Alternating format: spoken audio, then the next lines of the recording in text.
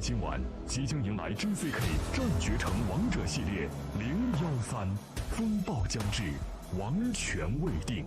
头条主赛，鲁斯塔姆别克努尔扎诺夫与狼王比多拉耶尔哈利打响临时金腰带争夺战。这是一场对于轻量级王权归属的正面争夺。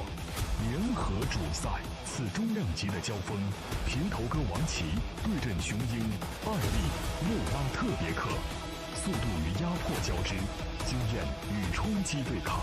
有人锋芒毕露，渴望加冕为王；有人蓄势而来，誓要改写格局。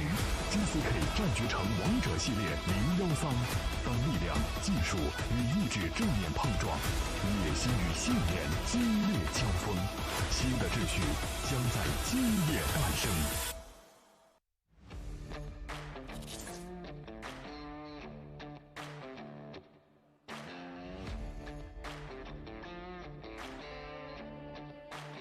Fight fans, we are back. Tonight is JCK Kings Series number 13.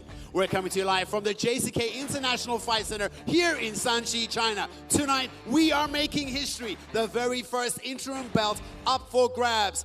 Andrew, tell us more about this main event and the graphics matchup we see right here. Absolutely, Woody. Now, this is the first interim belt in JCK history. The Wolf King, Biduola, will take on Rustambek Nurzhanov in an absolute banger of a matchup in the lightweight division to determine who is the interim lightweight champion. Biduola has been on an absolute tear in his JCK career, losing only once to lightweight tournament champion Tuul Namnanbayar.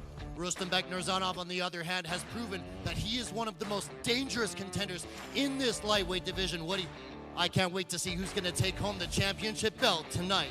And in the co-main event, we'll see the man who walked away from the lightweight strap. It is the former champion, Aili Mulatebieke. He's going to the welterweight division, and guess who's welcoming? None other than the smack-talking king, Honey Badger, Wang.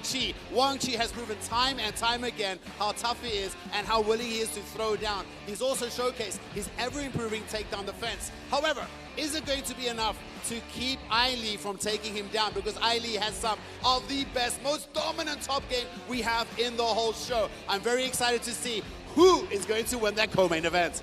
That's an incredible fight as well. Now, the rest of the card also features a very impressive lineup of international fighters and familiar JCK faces as well, all of whom are looking to make a statement and prove themselves here tonight under the bright lights of the King Series banner. These King Series cards are always stacked, and Woody, I can't wait to get this one going. Well, that's right, fans. My name is Woody Potgieter. And I'm Andrew Derry. So, fight fans, let's get the show on the road, and the first card on the night will be Wulan going up against Mahaiari. Let's go!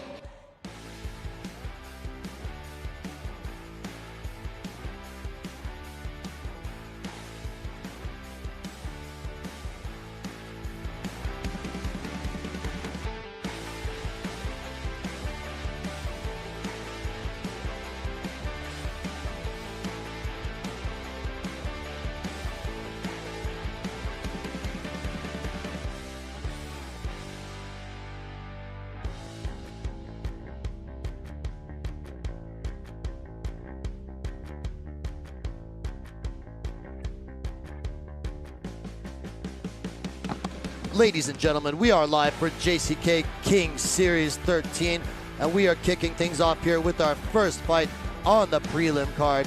Here is our fighter out of the blue corner. It is Mahaiari.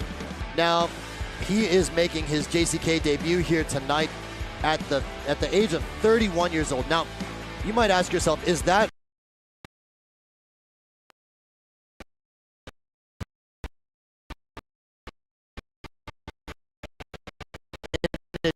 advanced age to be fighting for the first time here in JCK Pro? Honor is what the next guy to. So I heard that he's quite a good boxer. He looks really good with his hands, but he does have a big task ahead of him, fighting a guy from the Longyun team, and we know those guys love to, you know, set up their takedowns and are very grappling heavy as a team. I'm not sure if Wulan, same thing. Wulan, his opponent, we don't know that much, but he does have 3 fights with three wins behind his belt. However, let's welcome this man, Mahaiari. So he fought one pro fight and he won in like less than a minute by TKO. So that's a great way to make your pro debut. And here comes his opponent. Also, mate, before he fought in boxing, Mahaiari, he actually fought all the way down to 50 kilograms. I know, I saw that. That's crazy. Insane. That's super light. My wife weighs 50 kilos. My daughter weighs 60 and she's about to turn 12. So, yeah, I don't know. Size, fighters come in all shapes and sizes, right? True. So, his opponent is Wulan Hayilatibieke, only 20 years old. And we want to welcome him to JCK. He's making his promotional debut tonight. But he is a 3-0 prospect. And like I said, he is coming from that powerhouse team, Longyuan Gudo in Harbin. And at only 20 years old, the future is really bright for this young man. He's also put himself in a really good position. I'm talking about the training partners that he's surrounding himself. He's fighting at Flyweight. He's got guys like Sanjay Fa, Li Jinbo, Terang, Woods. All these guys are top caliber guys, all in the same team, sharing the room with him. So, you know, that's the perfect place to kickstart your career. And now he's coming to the big show, 3-0. And like I said, man, he's on paper, he's looking really good. And he's 11 years younger. Yeah, that's the biggest thing that jumps out to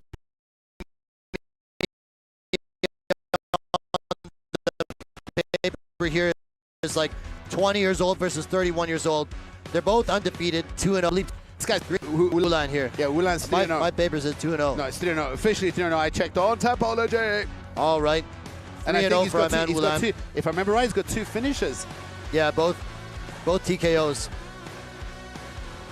Oh, you're right. Yeah, his record online is 3-0. Yeah, he's got his last fight went the distance, but the 2 fights before that were both first-round finishes. And you look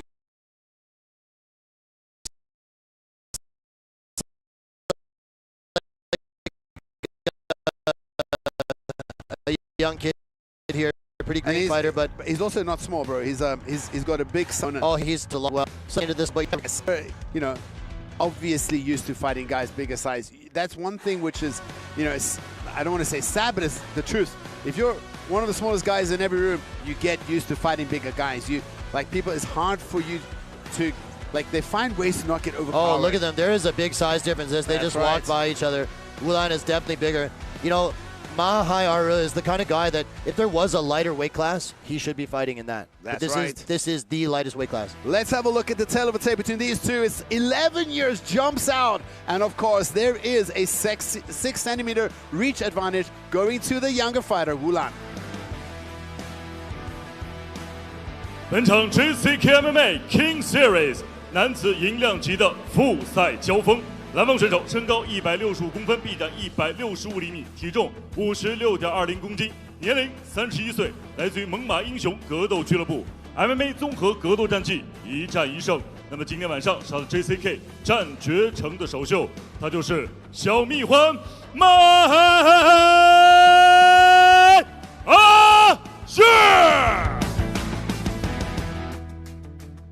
本场比赛，红方选手身高172公分，臂展171厘米，体重57.40公斤，年龄20岁，来自于龙源综合格斗俱乐部 ，MMA 综合格斗战绩2战全胜。那么今天晚上同样是他的 JCK 战绝城的首。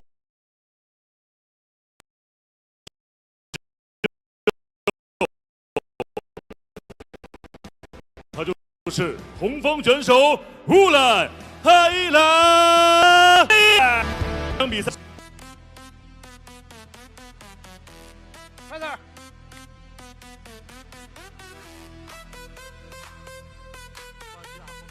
All set for the first fight of the evening, guys, and look at the size difference here. They definitely look like at least one weight class apart, if I'm being honest. I can't agree with you more. Wulan. But do you not match a dog by the size? Match the size. Match the size of the fight in the dog, right? Or the old Mark Twain quote here. Mahaiari is in the blue. Wulan is in the red shorts. Southpaw versus Orthodox in this one. Wulan going beautiful 1-2 right to the middle. He actually landed on Mahaiari. Nice knee to the body. The step in knee. Short elbow, beautifully landed. He's going at it right away, and he's attacking. Now he's got that nice front headlock here. Yeah, front headlock. He's trying to sprawl. I think he's trying to get him to his ground so he can run around to the back. He's thinking about an anaconda potentially. If Mahaiari allows him to pass that arm further across his body. If Mahaiari takes his right hand more across his body, he's going to be in trouble for getting, like, he might be setting up an anaconda here. Wulan doing really good, very patient, not using too much power. Yes, he's being very patient here, controlling from the front headlock position. And nice and heavy. Yep, there he goes to the back. How is Mahaiari's grappling? We got to think this is where he's the weakest if he is a former boxer.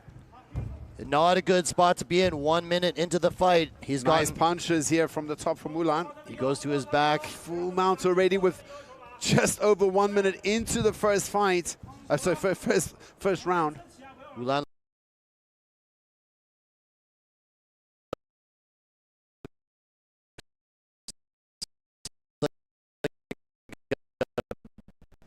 beast grappler here. Very heavy on top. Something that we take for granted. Anybody from pretty good.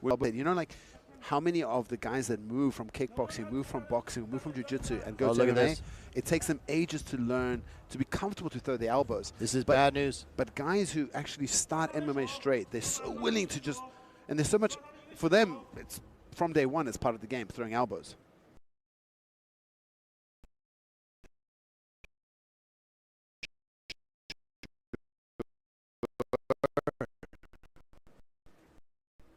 Good observation. Now we see Wulan attacking. Putting up that right shoot. Wulan, oh, this is not good. He's attacking the choke. If he frees that left hand, it's going to be trouble, that's for sure. It's not under the chin yet. I think he wants to, besides to free the hand. But if you got a good squeeze, if you get that locked up, you can finish. But the hand now is Mahaiari. Mahaiari. Here we go. Choke attempt again. He's got it. That's He's gonna tap. It's over. Wulan in the first round. Unbelievable. Oh my goodness. Easy work. As dominant as it gets. Wulan Hayilatibieke makes his debut and he does it in style. First round finish. Another first round finish. This guy's had 4 pro fights, 3 first round finishes. In the grappling department, that was just a mismatch. Absolutely. Well, maybe even size-wise, right? I mean, once Wulan got him to the ground, it was pure dominance.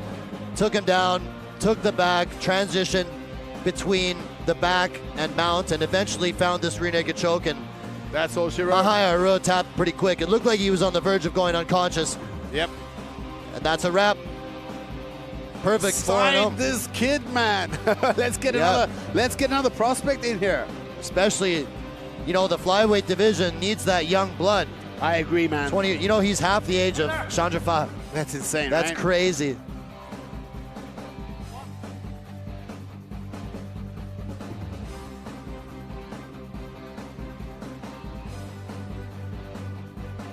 接下来宣布比赛结果。本场男子 MMA 综合格斗规则银两级复赛的最终结果为：红方选手乌兰哈伊拉提别克第一回合2分36秒使用背后裸脚降服获胜。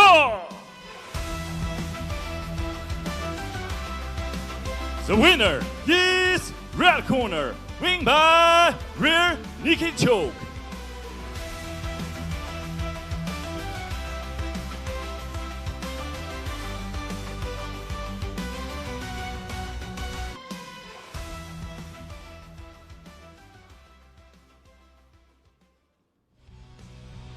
And just like that, ladies and gentlemen, we're on the second fight of the night. Guoqi versus Yeerbole, Tajialike. Guoqi really impressed me in his JCK debut. So he's a guy that came from a pro boxing background, right? He's had 10 or more pro boxing fights and fought as a boxer right up until, I believe, 2023 or 2024. And he learned grappling a little bit later in his career. In his JCK debut, he looked awesome. He won by TKO from the back mount. So he's clearly been working on his grappling, been working on his takedown defense, and obviously his hands are still really sharp from all of those years competing as a professional boxer. So he's 29 years old, but in the prime of his career, and he believes that he can make a splash in JCK. And this is a really, really close matchup. I mean, these guys, one of them is still pretty new at 5-1 in his professional career. We're talking about Guoqi. and he's doing great. And he's fighting a guy who's got a lot more experience, but has a more warped record, 7-9. However, both these guys are physically entering their prime. He's 29 years old, and you know, that's kind of your best years. Between 28 to 32, I would say, are your best years as a fighter. Yeah, and he's, as you said, he's 5-1. He's still got a good record. And but he's got a big test in front of him tonight, I'll tell you that. Like, because his opponent tonight is really experienced. Very, very tough. And very a good grappler. Yeah, very good grappler. Also from the Longyun team. Yep. Guoqi trains out of the Beijilang, the Northern Wolf Fighting Club. That's right. I'm not sure where that is, in Jilin. Okay. So he's looking to make a splash here in the JCK Bantamweight division. Looked great in his debut. Looking to ride that momentum with another win here tonight.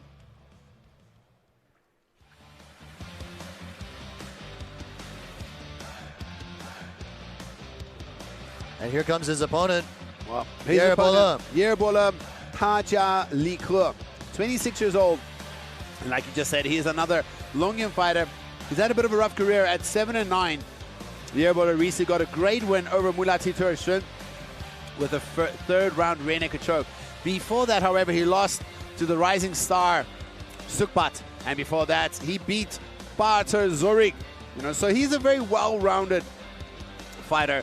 And if you look at his record, it's so easy to like be fooled. But let me name some of the guys he's fought. And yeah, here we go. So we got Hayilatibieke, Hayilatibieke, former champion. Hayilatibieke, former champion. Jakhongir, arguably one of the biggest, best prospects we have to be a future champion. Yeah. All of those guys are top guys. And you know, he took them to decisions. Jakhongir submitted him once. The rest of them, he took them all the way. He's really as tough as nails. Oh yeah. And at 26 years old, all he needs is a little bit of confidence. And also, maybe making the move up to 61 kilograms is the right move for him, because you know, he used to fight at 57, and I think 61 might be a better size for him. He's quite big, and I want to tell the fans, do not overlook him. Last time, me and you, we picked, and I said, man, this guy's tough, and he won. You know, I believe you picked against him that fight. Probably. And I was like, no, man, this guy is really, really good. He's just the guy he beat last time was undefeated at the time, 2-0. So, and that guy was a big fighter at featherweight too, big guy, 180 centimeters, and Yeerbole TKO'd him. The big thing about Yeerbole is like he's really tough. He's got really good wrestling. And I think the game plan would be to take this fight to the floor, like take this fight to the ground, get his opponent down on the floor, and just start working the grappling and the ground and pound. I understand Guoqi has been working his grappling, but it's going to get tested here tonight. To do a couple of years of training versus a lifetime of wrestling, it's a hard matchup. The hype versus the experience. Let's have a look at the tail of a tape between these two fighters. 3 years separates them. There's a slight height advantage, but a 5-centimeter reach advantage also going to Guoqi. 本场 JCKMMA King Series 初量级的复赛争夺，蓝方选手身高170。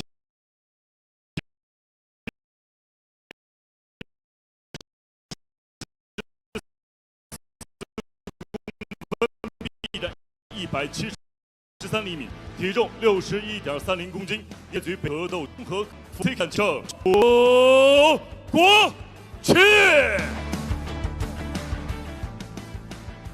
本场比赛，红方选手身高170公分，臂展168厘米，体重61.50公斤，年龄26岁，来自于龙云综合格斗俱乐部。MMA 综合格斗战绩16战7胜9负 ，JCK 战决胜战绩7战2胜5负。 他就是红方选手Yeerhali。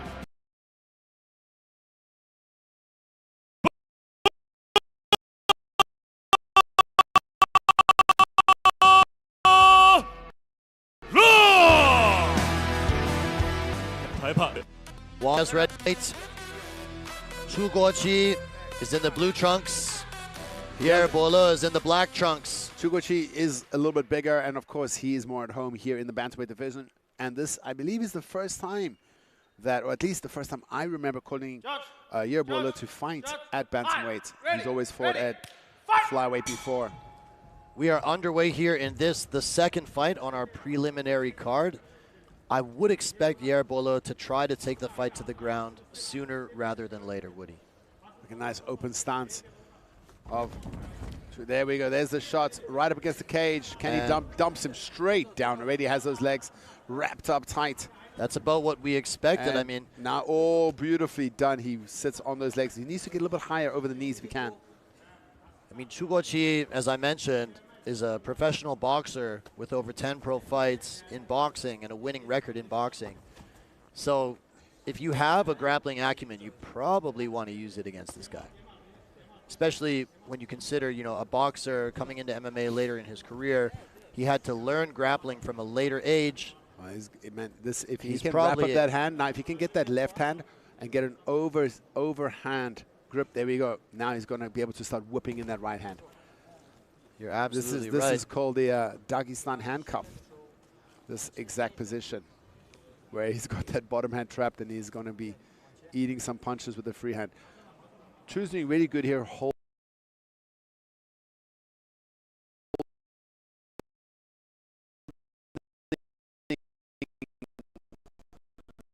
the free hand, the right hand of Yeerbole.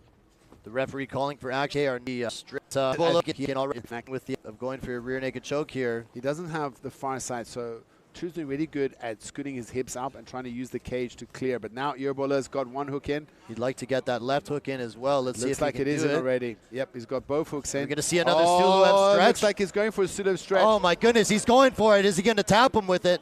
So I mean, the leg is bent here, though, so it's a little more difficult. Bent, yes. Look at how Guoqi is actually grabbing onto his own leg to defend. That's the right thing to do, man. You know, we saw on the last JCK card another Suloev stretch. Yes. So what Yeerbole can do here is he can move that right foot higher up on the hip, right around the groin area of Chu, and help him push him away from. That's an interesting choice.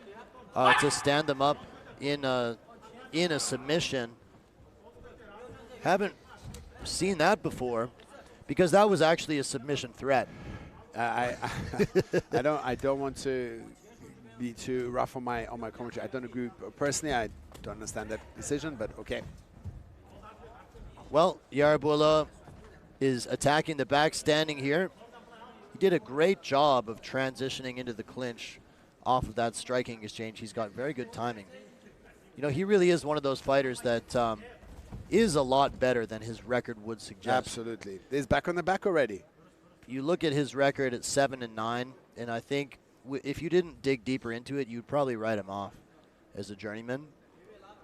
But as you mentioned, he's fought some really tough competition. And here he is. I mean, he's already started to dish on the pain. Look at this. Like, his opponent's 5-1. There might be 2 submissions first round in a row. He's going to start banging on him here. And all he needs is just to lift up his neck for one moment. Yeah, as soon as that neck opens up, he's going to be on it. He's attacking here. Chu is doing good here to defend. Holding on strong. But Yeerbole is so dominant. He's basically dominated from the get-go. Threatening.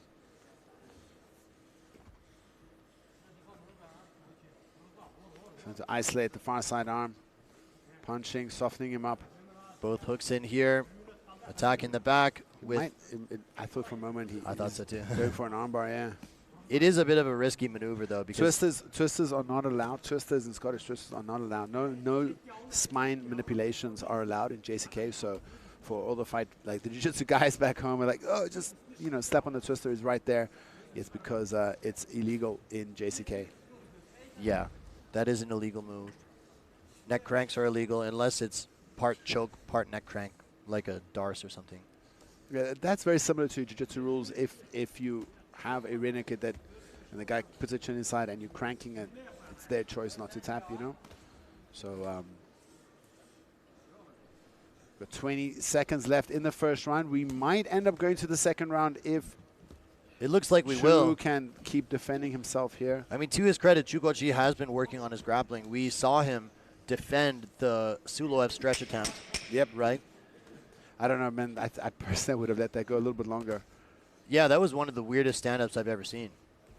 because there was literally a submission attempt ongoing. But that's a thing of the past.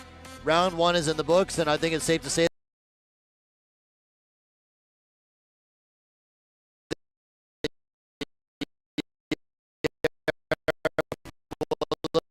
probably took that round.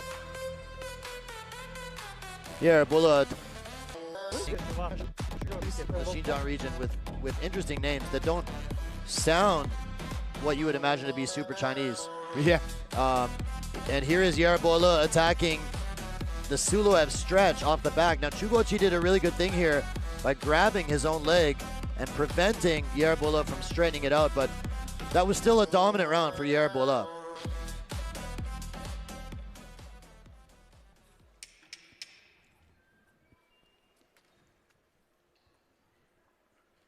If I was in Yeerbole's corner, I'll be telling him, when you're in the back, just go for more. Go for reverse triangles. Go for arm bars. Ready. You know, just mix it up a little bit more. Round 2 is underway in this bantamweight fight between Yeerbole and Guoqi. Beautiful straight punch. And there's a good sprawl. And it landed, but look at that. Yeerbole just shooting and shooting again, chain shooting, and he's already got his opponent down. Both hooks in again. Shot, reshot, and gets it on the second attempt. He ate a beautiful straight left from Chu on the get-go, but yeah, I mean, that just shows he shot, got sprawled on, shot again, and just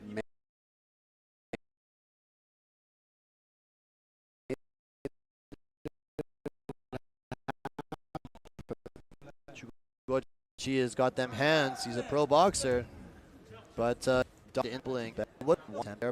wrestling attacks together and eventually got it to the mat. Yeah. She tried with a knee there at one point, but just hit the chest. That's like 90% of the time. If you throw a knee on a guy that double legs you, you're going to hit the chest and probably going to get taken down for it. Obviously, we all want to have that highlight reel Street Jesus finish, you know? Oh, yeah, one of the all-time classics. See Guoqi trying to spin out on top. Full mount, and I think Yeerbole should just drop the bombs from here. Yes, there's a short elbow. Yeerbole doing the right thing here. I think hard to submit such a strong opponent, but he could just soften him up with lots of ground and pound. You know, Guoqi is doing a good job at moving around and not staying too stationary and becoming a stationary target. He's burning lots of calories, and Yeerbole is just surfing on top of him. It's nice. Does he have that? Looks like he... It's tricky because in transition, there is the risk for a choke. Yep. Yeerbole trying to maintain back control here, doing a good job of that so far. I don't think Chu will stand up that easily again. He chose to stand up earlier to try and shake him off, but if he stands up now, he'll be scared of the Suloev stretch. He needs to be aware of that. It's really cool how popular that's becoming. I believe we've seen it twice in JCK thus far. Yeah, Jahar and last week. See Guoqi trying to sneak out, but Yeerbole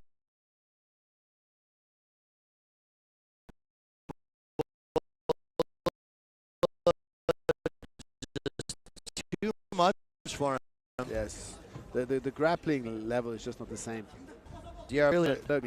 But nicely done from Chu. He just drops his knee. That also cancels that. Now it looks like he's thinking about the armbar, but we'll see, because he's riding pretty high here. Let's see if he chooses to attack the arm, if he feels like he's going to slip off, or is he going to just try to climb back on? Okay. Roll him over. 2 minutes left to go in the second round. It's been a dominant performance by Yeerbole, but not able to find the finish yet.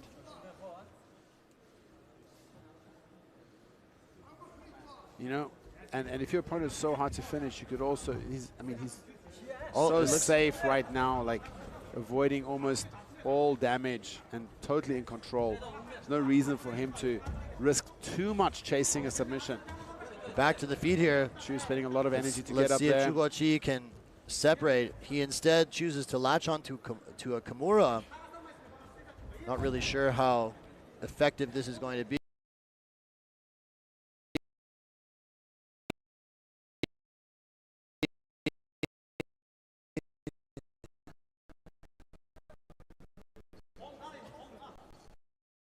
He's hanging on to that Kimura. There's With this, let's see if Guoqi can make something of this. It appears as though he's given up on it now. Yeerbole on top here in half guard with less than a minute to go. I mean, Chu is showing he's strong and he's hard to finish, but so dominant by Yeerbole. Yeah, it's been 2 rounds in the books for Yeerbole easily. Like, man, I told you when he walked out, this guy's his Mounted record, again. his record is just is really finally we see him. Guoqi on top now with 30 seconds to go. Let's see if he can do something with it. Now He knows he's got a score here, so now he's he going to go. throws He's hands, going for it. Those kicks. He's going for it. There's a nice left hook there from Chu. Elbow, short little elbow. Yeerbole just too grappling savvy. A nice knee. Every opening he has to engage in the clinch, Yeah, he just jumps on it, right? And that's smart. of course, man. Doing the right thing. I like the initiative shown by Guoqi though. He gets like a little bit of a chance and he goes he just for goes. He goes. I love it too. I mean, Yeah. and he's showing how dangerous he is. He's throwing. He's still got some power in those punches.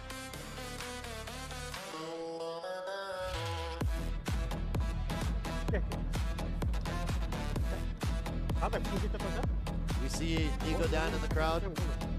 Just had jaw surgery. All the best. Yeah, I One of spoke our to best him. flyweights here. Let's take a look at some of the action from round 2. And here it is. You know, Guoqi was able to sprawl on that shot, but Yeerbole reshot. And then this is the story of the second round. Yeerbole just dominant in the grappling exchanges. We saw Guoqi try to latch onto a Kimura here, but nothing really was happening with that. Another dominant round by Yeerbole, but Guoqi did show that he is dangerous when he gets the chance. Absolutely.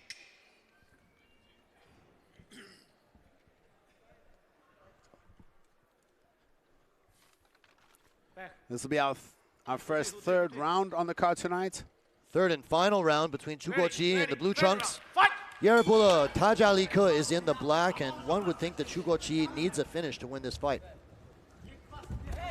Beautiful 1-2. But look at Now that. let's see if he can sprawl. He Yeerbole. needs to defend this takedown if he wants to win the fight. Look at that. That beautiful chain wrestling. He eats the sprawl, sits through, goes to the back. Now he's got that body lock. And I love that knee, the knee right he does. Beautiful sweep as well. Able to reap out that leg and take his opponent down is Yeerbole. Yeerbole. And he's hunting the back again, trying to get that second hook in. I believe it's in already.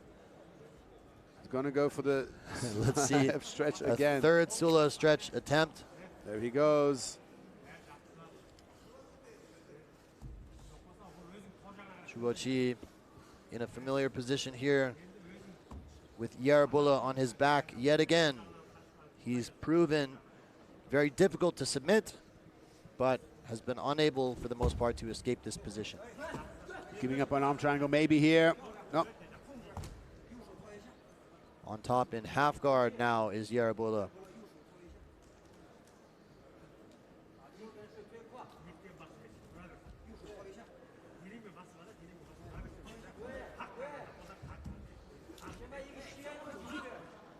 The control of Yeerbole, and I mean, he's obviously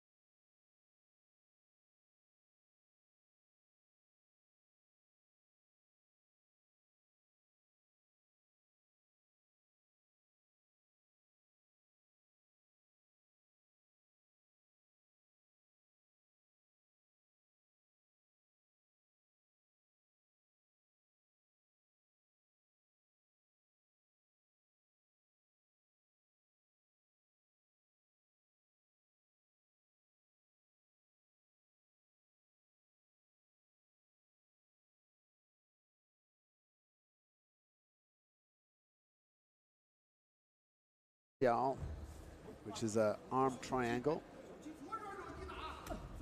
It's like literally translated. Arm triangle. Now Nice elbows there. Those elbows scoring big for Yeerhali.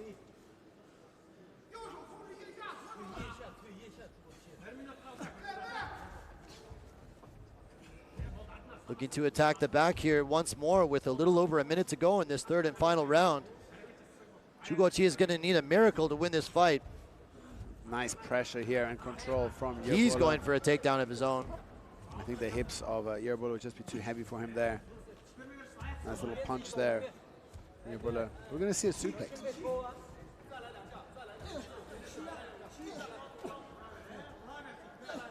.45 seconds left to go here. Another beautiful trip attempt. So good at just chaining those. Squeezing the knees to the left, reaping to the right.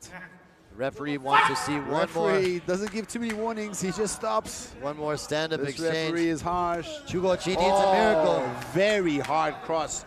Straight on the chin of Yeerbole and a body shot to boot. Could you imagine? Oh my goodness. Kicks him to the face. Chu is so dangerous once it's on the feet. Look at the balance here by But the Guoqi. toughness of Yeerbole. Oh my goodness, did he eat some power there and just ate it. Absolutely, but perhaps a story of too little too late. I believe Yeerbole probably won that fight.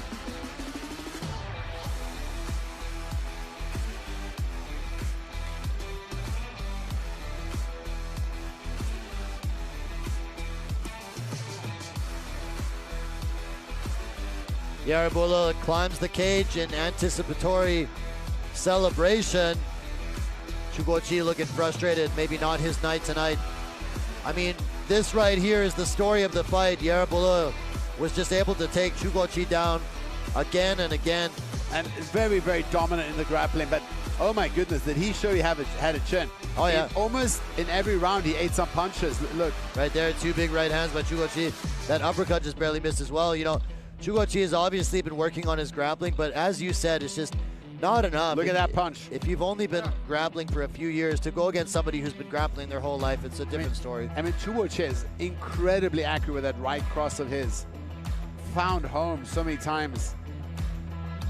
And that low kick was so much. I don't know if they're going to show that last combination, which was maybe the, look at this, boom, wobbled him. And then look at this, goes right to the head and then rips the body as well. Great fight. Showing how tough he is. I'm pretty sure. 接下来宣布比赛结果：1号裁判30-27 ，Judge Number 1 32-27；2号裁判30-27 ，Judge Number 2 32-27；3号裁判30-27 ，Judge Number 3 32-27。本场比赛3位裁判一致性判定，红方胜。For the winner, by unanimous decision, win by point, representing China, the red corner, Yeerbole.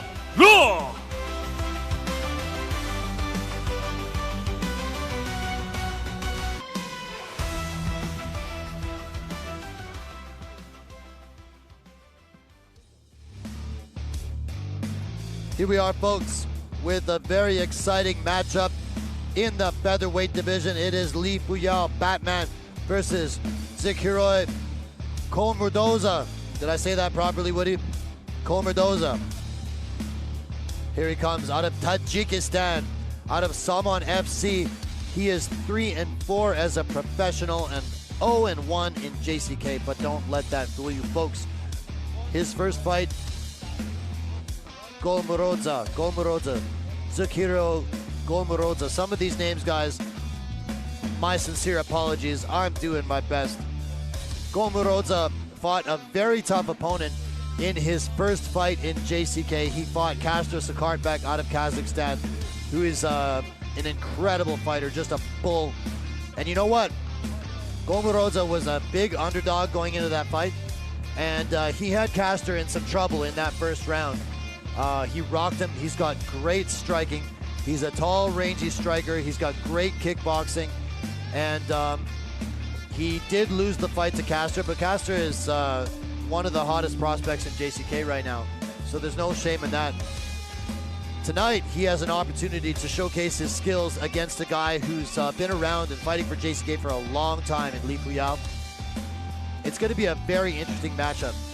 Despite the fact that Kholmurodzoda is pretty tall and rangy for this weight class, Fuyao is even taller and rangier. Significant. Yeah. So like over a 10 centimeter reach advantage for Fuyao. Kholmurodzoda, Kholmurodzoda. My question is, he's really tall and rangy for the division. Is he used to fighting people even taller than him? I'm sure he has tall training partners, but you know, with that rangy, like Fuyao can do some stuff in the grappling that just other people can't do. Like he can reach over his opponent's back with the far side arm and defend himself. It's like, I don't know if you've ever grappled with somebody like incredibly rangy. They can do things that your normal partners just can't do. And Fuyao is a very, very good striker. Oh man, I got his nickname wrong. I called him Batman. It's Spider-Man. Spider-Man, yeah, it's Spider-Man. Fuyao, the tallest featherweight.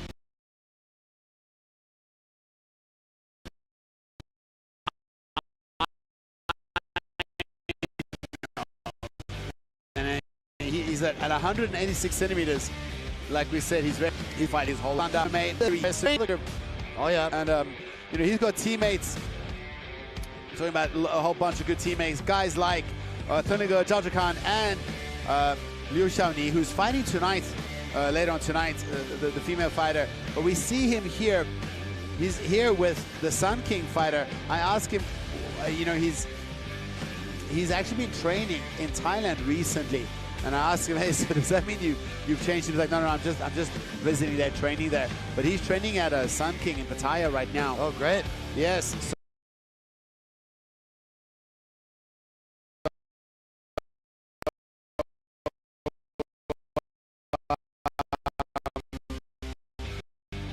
Good for him, and Rich handling will be good. And I mean, both he lost, so I do think 66 is where it's best for him.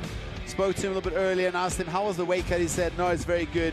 I think this is where he's most at home at, and he's one of the guys with the most beautiful striking sweep in the whole organization. He does. I think you'll know that sweep from Peter Yan, where he does striking and then uses the front leg to hook behind the legs of his opponent, and that lead hand then uses a kind of like a hook motion, Osotogari motion, and he does it very well, very often. In judo, that's known as Osotogari. Nice. And yeah, it's a really cool technique that you actually don't really see utilized in MMA very often. He does this, and I actually learned it from him, and I've learned it from watching him, and it's something that's part of my arsenal now. I've practiced it at the gym, and I love to hit it on on the new students, bully them. All right, let's have a look at the table. We see tit for tat for age. However, look at that 11 centimeter reach advantage going to the Spider-Man Fuyao. 本场 JCKMMA King Series 男子羽量级的复赛交锋，蓝方选手身高178公分，臂展179厘米，体重66.20公斤，年龄27岁，来自于 Soman FC。MMA 综合格斗战绩7战3胜4负 ，JCK 战决城战绩1战1负。Ladies and gentlemen, let's welcome the blue corner from Tajikistan. Gets ready for Zikiryoi, Kholmurodzoda. 本场比赛，红方选手身高187公分，臂展190厘米，体重66.40公斤，年龄28岁，来自于搏击王俱乐部。MMA 综合格斗战绩26战11胜15负 ，JCK 战决城战绩13战6胜7负。他就是蜘蛛人Fuyao。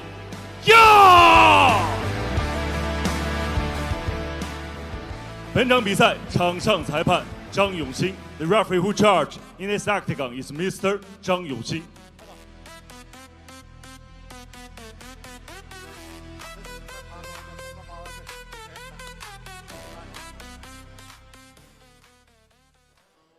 All set for this one, guys. Our first fight in the featherweight division tonight. Kholmurodzoda is in the blue trunks and Li Fuyao, Spider-Man, is in the black trunks. Li Fuyao is on a 3-fight skid. But all of those fights at lightweight, you're right. All of those fights were at lightweight, and they were all against really. Look at that. Kholmurodzoda is coming off. Has a nice liver kick.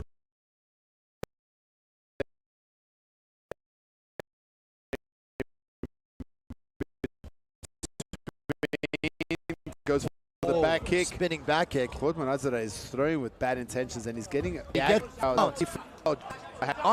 The Fuyao. Oh, he taps! Oh, he broke his arm. I think he broke his arm. Oh my goodness! I think he broke his arm. He did for sure. Oh my Unbelievable! God. Or he dislocated because it looked like it was warped for one moment. Kholmurodzoda with the armbar submission in the first round. Oh my God! Unbelievable! That was quick and slick by Kholmurodzoda. And I hope Li Fuyao is okay. It looked like it popped out for a moment there. We're gonna have to see on the replay, but I saw a really disgusting angle on it. Yeah, you know, he loses the back position, attacks the armbar. Wait for it here. You'll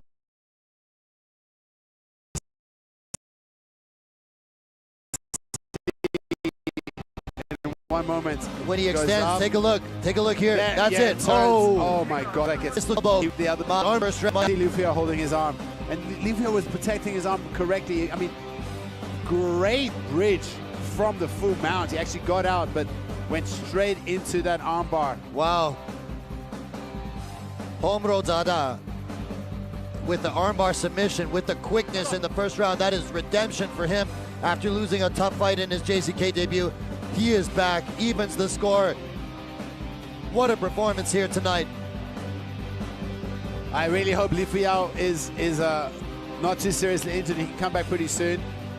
I mean, he just got caught. I thought he did really good until he got caught. But what a statement victory by the 27-year-old Kholmurodzoda. Congratulations. And you know, what's right? He's got redemption. He redeems himself. 接下来宣布比赛结果。本场男子 MMA 综合格斗规则与量级复赛的最终结果为：蓝方选手来自于塔吉克斯坦的齐吉尔约伊霍尔穆罗佐达，第一回合0分33秒，使用手臂十字固降服获胜。The winner is blue corner, win by armbar.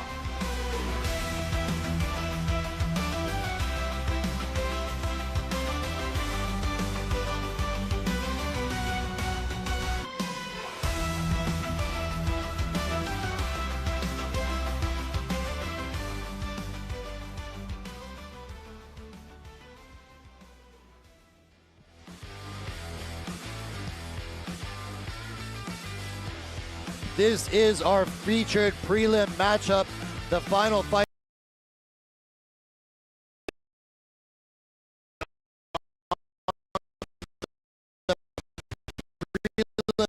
Card at JCK Kings Series 13, and this fight is taking place at a Catchweight 1 kilos. Hyped up. He is 29 years old. He's coming in great shape. Look at him. He's hyped up. He's ready to go. So let me tell you about his backstory. Hoi, the Chinese commentator, was telling a bit about this guy's life story. First, he comes from very, very humble beginnings, and he really earned his dues. Like out in the middle of nowhere, training, fighting, all kinds.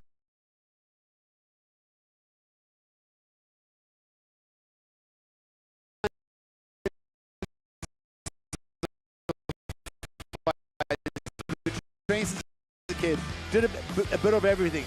Like boxing, grappling, some big to them there, but the kind of assistant coach or lead role among the fighters. And he's the training partner, cornerman, and role model, and probably, in a way, a coach to many fighters.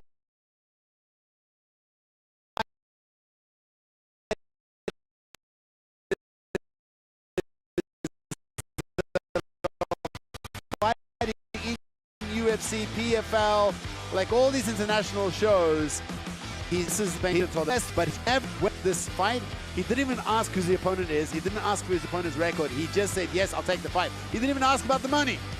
That's the kind of fighter he is. He's a fighter, born and bred, just wants to come in here and show his stuff. Looking forward to seeing what he can do. He's had over 20 pro fights, and he's had 10 finishes in 11 wins.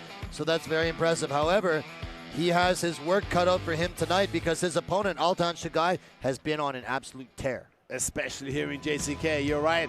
There he is, Altanshagai walking out very soon. He is the Mongolian. And, you know, he's fought in China before. He's fought in other promotions. But if there's one promotion that he wants to call home, it's got to be JCK. 4 fights, 4 wins. Very, very dominant. And 4 rear naked chokes. That's right, man, this guy. And let me tell you something interesting about him. This fight, he's fighting at 62. If you look at his record, he once did a skint in Mongolia where he fought at featherweight. The next fight was lightweight, and the fight after that was bantamweight. Man, this guy just takes on the fights, do it all. whatever they come. And, you know, now he's 5.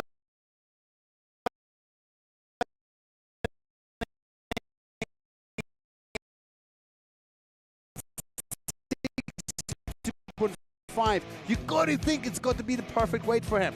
Somebody who's even willing to fight the 6 that has 65, whereas a strong athlete. I think at this division, if he can move down to 61, I mean, he could be a real contender. I've never seen him fight past the 2nd round because all 4 of his fights have been finishes in JCK. But let me tell you, his pace and pressure is insane. in the first 2 rounds is insane. It's literally like pedal to the metal. And you got to think, you know, after Tul Namnambayar just won the million RMB, being the first foreigner to win a million RMB cash here at JCK, followed by the next week when Zikiryoi also won the million RMB tournament. I mean, for most Mongolians, that is like dream money, considering coming to China. Dream money. Yeah, that's life-changing money. It is. And especially with their currency, etc. So if anything, it's probably lit a fire under his ass saying, look, man, I need to prove myself. I need to make a run for this. Let me get ranked. And how many more wins does he need? 4 finishes in a row. If he goes on to win here and he moves down to bantamweight, I bet you it won't be long before we see a number next to his name. I'd love to see him in the bantamweight tournament this year. Let's do it. There he goes. The Mongolian flying eagle. I love that. Look at that. Let's have a look at the tail of the tape between these 2 warriors. And we'll see. Altanshagai is a little bit younger, has a 4 centimeter reach advantage and a 3 centimeter reach advantage and 4 centimeters taller. 本场 JCKMMA King Series 男子62.5公斤级的协议体重之战。蓝方选手身高170公分，臂展171厘米，体重62.40公斤，年龄29岁，来自于 Uzbekistan Team。MMA 综合格斗战绩21战11胜8负2平。今天晚上是 JCK 战决城的首秀。Ladies and gentlemen, let's welcome the blue corner from Uzbekistan. Gets ready for Jakhongir Najmetdinov. 本场比赛，红方选手身高174公分，臂展174厘米，体重62.50公斤，年龄27岁，来自于猛犸英雄格斗俱乐部。MMA 综合格斗战绩14战8胜6负 ，JCK 战决城战绩4战全胜。Ladies and gentlemen, let's welcome the red corner from Mongolia. I give you Altanshagai.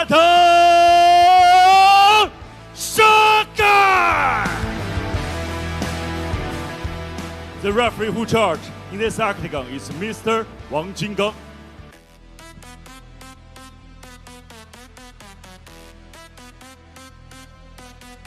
Wang getting us ready for this fight at a catch weight of 62.5 kilos. Both guys have fought in the bantamweight division prior. Altanshagai, the Mongolian leopard, is in the black trunks. Najmetdinov, excuse me, is in the blue trunks. He's fighting out of Uzbekistan.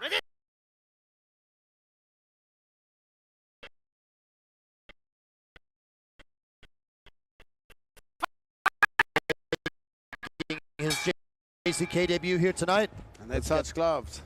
Altanshagai, JC finished rear naked. Deep forward, great double leg, great timing on his takedowns. Great. And obviously deadly with that rear naked choke. Oh, look at that. He immediately puts pressure on him. His hands look good tonight. Yeah. Najmetdinov does good to cover up there. Najmetdinov tries to counter. See the clinch here. Whoa. Beautiful inside boxing by both these guys. Ferocious uppercuts. Najmetdinov throw a knee to him, and I didn't see if it landed. It looked for a moment as if it did. Hard inside low kick by Altanshagai. And an outside kick from Najmetdinov to counter. Altanshagai's hands. Was that a head clash on the exit there? It might have been. You know, sometimes southpaw orthodox, we see that. Altanshagai's striking looks great here tonight.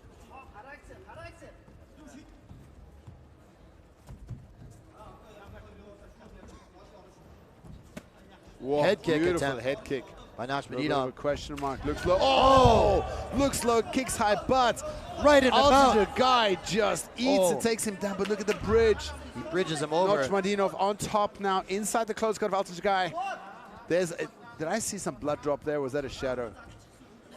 No, it's just a shadow. For a moment, I thought I saw. I thought that kick connected right as Altanshagai shot the Beautiful takedown. elbow from the bottom from Altanshagai as well. Altanshagai's so tough, man. Definitely, although he got reversed immediately. Yes, the bridging of Najmetdinov is insane. Oh, beautiful. Huge right hand. Yeah. It was like looking like he's clearing the legs and then changed direction. Threatening to open the guard and pass and then just immediately counters. Another short elbow. Najmetdinov. He's landing some Brutal ferocious ground and pound from Yep. the top position. He's landed a couple of really big shots. Nice hammer fist as well. Mixing it up really beautiful is Najmetdinov. Now he's in side control. Altanshagai looking to dig that underhook in, goes back to the open guard.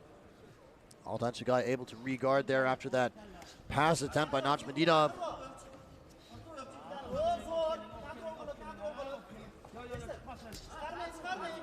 Man, you can tell Najmetdinov has some serious power on those strikes.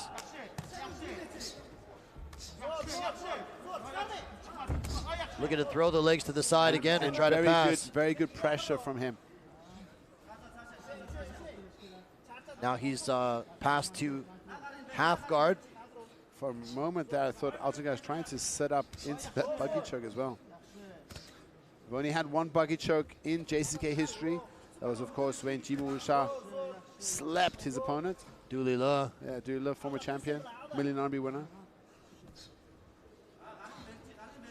That obviously saw Jimu move up to the Million RMB finale, where he had a really close fight. Very close fight with Wang Xiaoxiang. Came up short. I agreed with that decision. I know there was some contention about it, but I thought Yeah, me too. the champ won But it. look at this, man. Najmetdinov just relentless. And he like passes a little here. bull terrier. Wow. Nice elbows. Just mean. I love it. Altanshagai trying to build his base back up. Altanshagai like doing good at re-guarding, but he just can't get his legs. Once he gets that underhook, and he wants to do an underhook escape. Oh, he just big can't, shots. Can't get his legs 2, underneath him 3. again. 3 big right hands here against the cage by Najmetdinov. Yeah, Najmetdinov's pressure is relentless. His so ground and heavy. pound. His ground and pound is vicious. Yeah. Look at these shots. Those are not fun at Oh. all. And he's so accurate as well.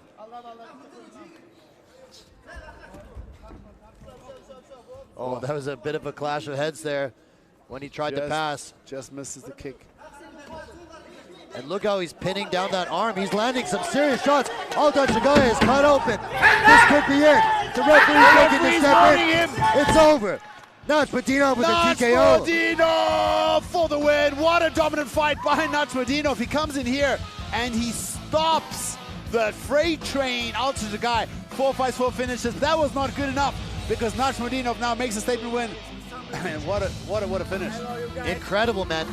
I mean, once he got on top, his ground and pound was absolutely ferocious. It was ferocious, but don't you feel like the moment he heard the referee say, he just went to like uber level. He went to like, you know, I don't know, like something cut Altanshagai here. One of these shots, and you see him start to bleed. And it's like as soon as he saw blood, he just went crazy. Yeah, it went crazy, and man. the referee is warning them here. Super Saiyan. He's just hammering him that. And I think it's a justified stoppage. Man, the referee won twice. Fight back, and he has to step in. That's a good fair stoppage. Altanshagai couldn't find a way to get his legs back underneath him and get back on his feet. He looked, you know, pretty good in the beginning, but oh my goodness, Najmetdinov takes this fight on short notice, fights at any weight class, didn't care about the money, didn't care about the opponent, and he sure as hell didn't care about his opponent's skills because he just dominated him.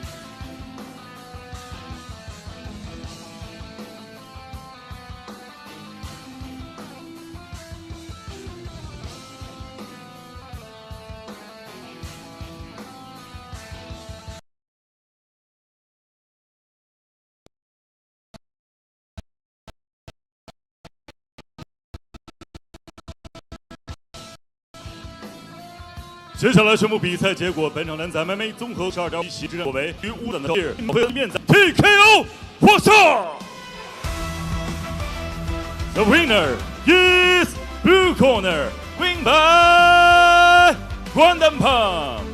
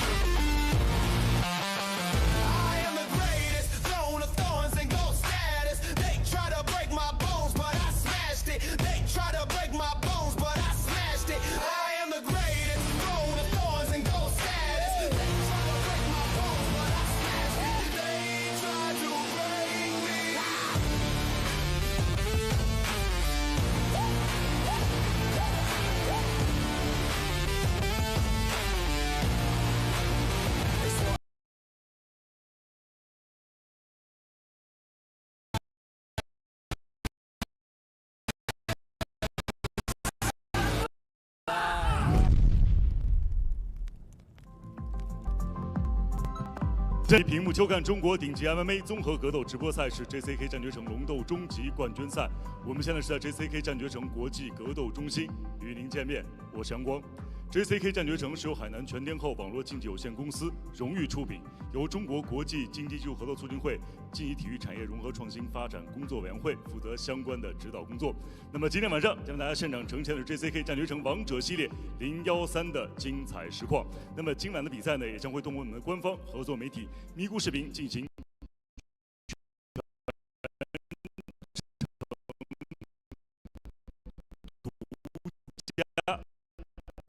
同步直播。同时，特别还感谢我们的官方合作媒体抖音、新华、百度、深圳、辽宁迷、快手以及格斗迷的大力支持。同时，还要特别感谢本场比赛赞助品牌千岁汽车、梅花、施尔道、菲特士、盛福果酒。除此之外，还要特别感谢阿若博巴品牌对今天晚上比赛的赞助播出。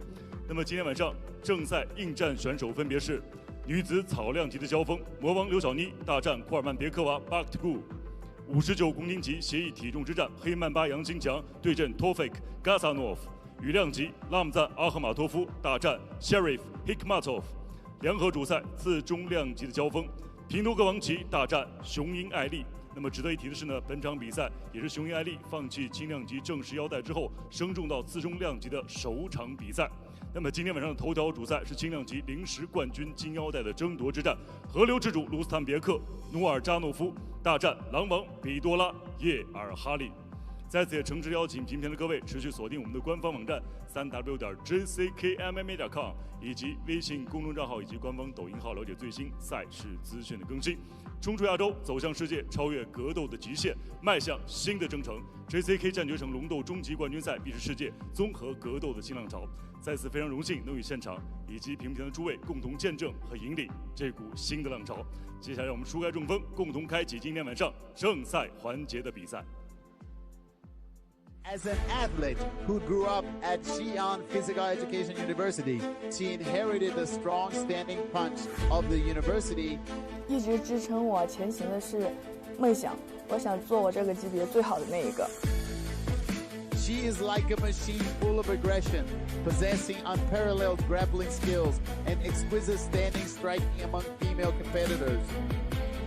Beautiful takedown, right to side control for Liu Xiaoni. Look at that, using an elbow of her own. She's learned this. 这场比赛我准备得很充分，然后一直在击磨自己的技术各方面。这场比赛是我26年的第一战，我会做好一切准备，确保它的胜利。Мен бұл спортта мага мотивация бұл мага кыргыз элим мотивация берет. Мен үй бүлөм, менин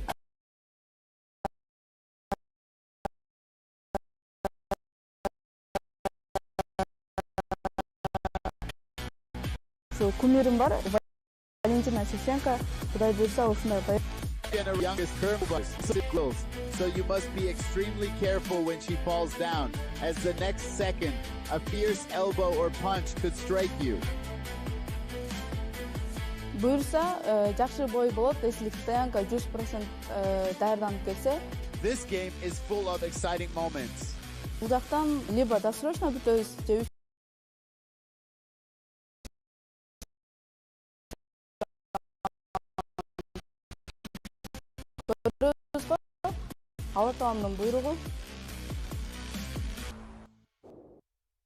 Ladies and gentlemen, we are all set for the main card of JCK MMA Kings Series 13, and this fight shall be in the women's flyweight division, or excuse me, the women's 52 kilo division, and we have Kurmanbekova Baktagul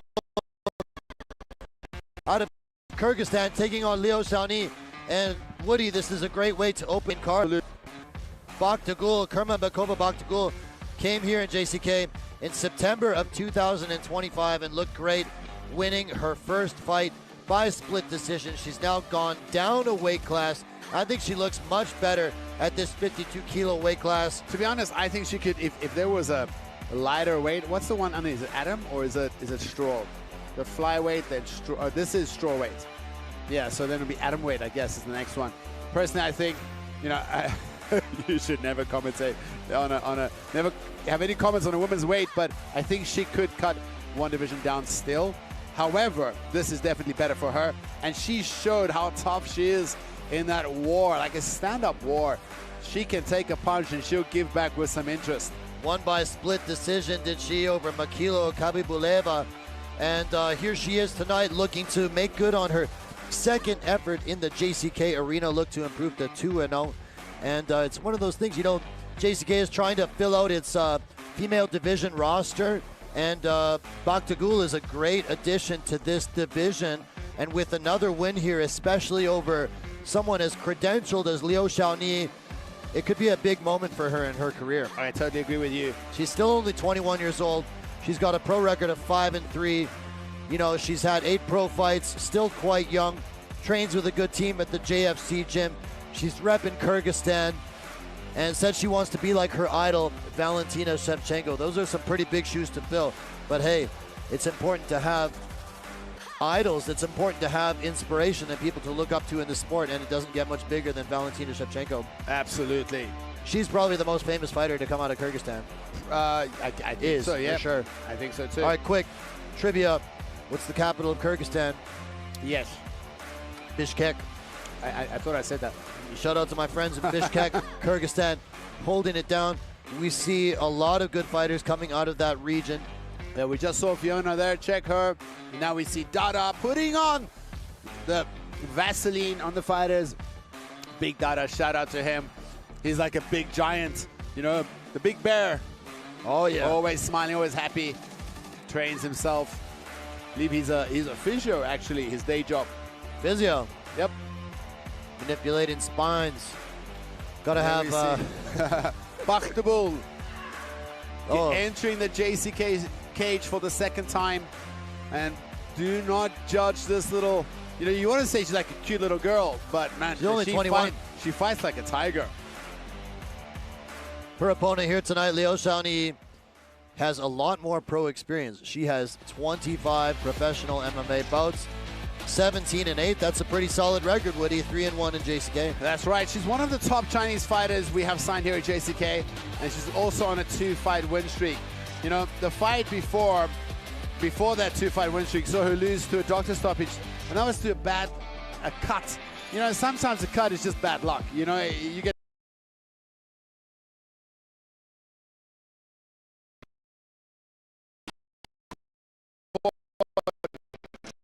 You don't go down, you don't get rocked, but you cut so much, the doctor says stop because it's blood. And she's grappling in this fight and test her opponent's grappling skills. We did see Bakhtabul as tough as nails on the feet, and Liu Shani has been doing this for ages.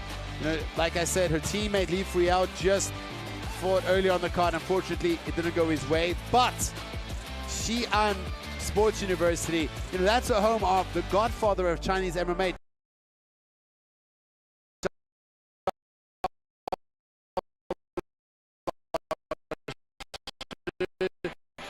And they had a very, very strong generation there back in the see that Fuyao girl checked. Fuyao want to promote, get some fighters, fight referees, so she'll be stepping in to check up on the women's Wow, phenomenal! I had no idea. Shout out to Fiona. She's great, also, you know. Fiona also does a lot of the refereeing for the AMMA events, the Asia MMA events. Excellent. But entering the cage now is Liu Shaoni, and I think if Liu Shaoni wins this fight, she can shout to say she wants to get a title shot with Liang Na. Anyway, the age difference is 7 years, and both the height goes to Liu Shaoni, but the reach going to Bakhtabul. 本场 JCKMMA King Series 女子草量级的正赛争夺，两名选手身高155公分，臂展158厘米，体重52.50公斤，年龄21岁，来自于 JFC Team。MMA 综合格斗战绩8战5胜3负 ，JCK 战决胜战绩1战1胜。Ladies and gentlemen, let's welcome the blue corner from Kyrgyzstan. Gets ready for Kurmanbekova Baka. 本场比赛，红方选手身高160公分，臂展156厘米，体重52.50公斤，年龄28岁，来自于泰格王格斗俱乐部。MMA 综合格斗战绩25战17胜8负 ，JCK 战决胜战绩4战3胜1负。他就是来自于中国的红方选手魔王刘小聂。今天晚上比赛非常高兴邀请到了国内著名的擂台解说专家侯宇老师和刘聪老师，他们2位将在现场为大家带来今天晚上比赛的直播评述。同时，英文解说的部分非常荣幸的邀请到了著名的综合格斗运动员、教练员，同时也是赛事评论员的 Woody Parker 和 Andrew Derry 进行现场的呈现。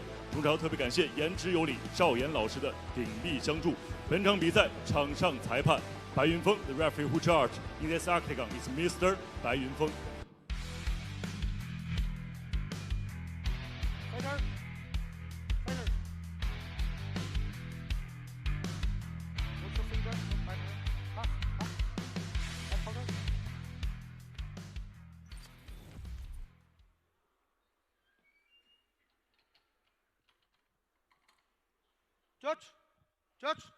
Judge, time, ready, fight!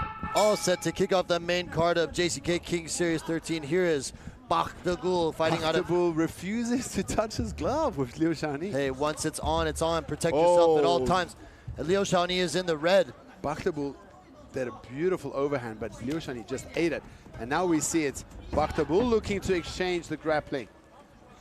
That's surprising. Kurmanbekova Bakhtabul trying to take Liu Shaoni down against the fence.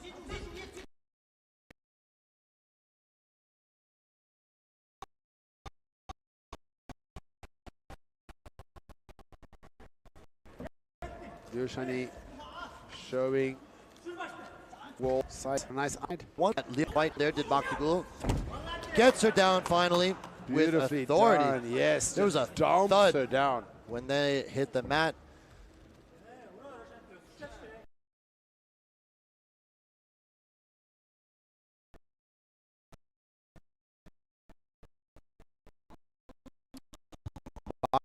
Bakhtabul on top here.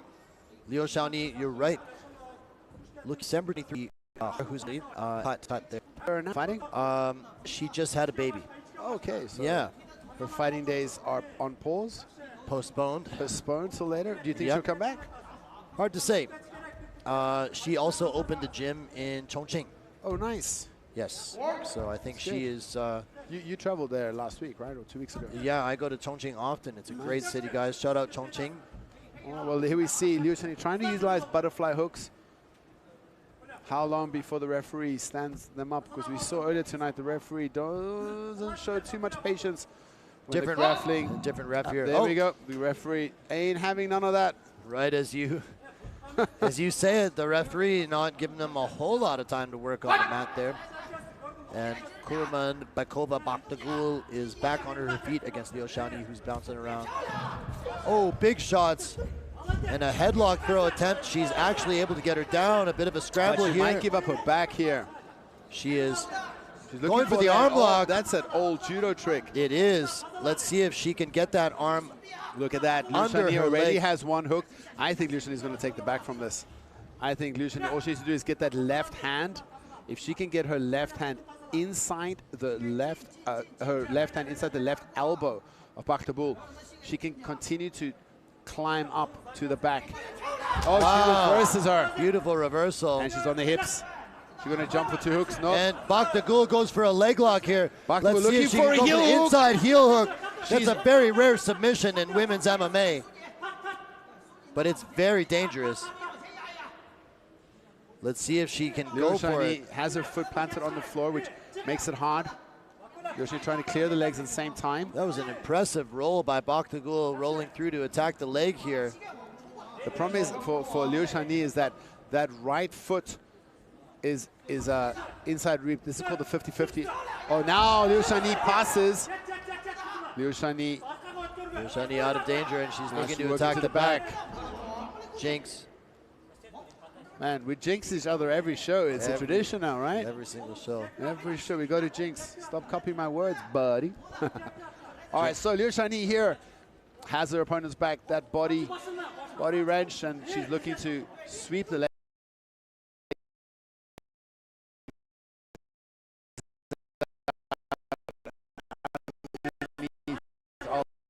There she goes, leg reaps, doesn't work. Down. Baktagul has a really good base, though. You see, she's looks for gonna that judo throw. Try that throw, and she's. But look, she gives up the back. Oh my goodness! Gives up her back, and Liu Shanyi 2 hooks in already. Has 2 hooks in. I mean, she's really young. Like we said earlier, she's only 21 years old, and she's fighting a very experienced martial artist. I mean, she's really strong, very aggressive. I love Baktagul's attitude to fighting, but she did just, you know, she risked a lot throwing there, and she paid the price right now with this positional loss. You know, that's one thing you see with judo techniques in MMA, some of these throws. In judo, it'd be the end of the match. Oh, it'll be the ippon, but in jiu-jitsu, you just gave your back and you're submitted. Yeah, a lot of these throws, if your opponent just follows the momentum through, a lot of the time they can end up on top or attack the back, taking the back. Or keep rolling and end up in side control. We also saw that judo position, the Keisagatami position, where Liu Shanyi was able to escape and take the back. We see that a lot as well. She goes for the armbar. Only 2 seconds left. Baktagul able to defend and get on top. Well, that was nice from Liu Shanyi. What she does, she realizes only 10 seconds left, and she just does the Hail Mary. Yeah. Why not? I mean,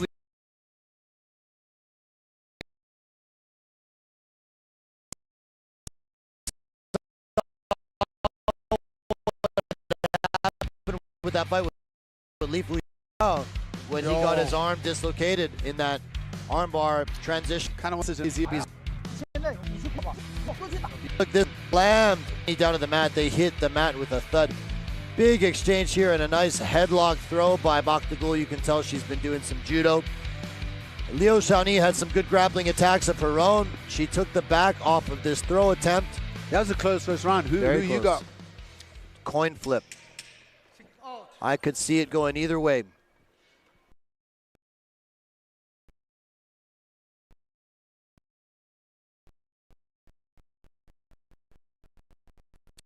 It's one of those rounds where I bet 2 judges had it for one of them, 1 judge had it for the other. Kumaba is a first stand, the red grab side kick. Oh, beautiful overhand from Baktagul. But look at that. The left hand of Liu Shanyi is so accurate. Nice knee as well. Going to see another throw attempt. I can guarantee it. Baktagul loves those headlock throws. Funny, we see this that much. Is this the same throw Both my kids love to use in jiu-jitsu competitions. Look at Liushani trying to use a whizzer. Very high though. Look at this. Look at the power. So strong. Of Bakhtagul. Walks her to her own corner and slams her down. Right in the corner. She's in side control. On top and side control here. Man, Bakhtagul is strong. Oh man, she just picked her up and carried her across the cage like she was a sack of potatoes. Very, very physically strong. The 21-year-old Bakhtagul.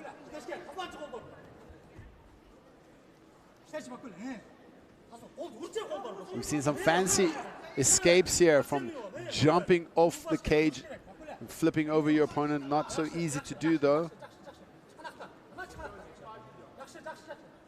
Liushani showed she loves to use the armbar. There is that, you know, I think it's called shotgun armbar from side control. She get that right knee inside.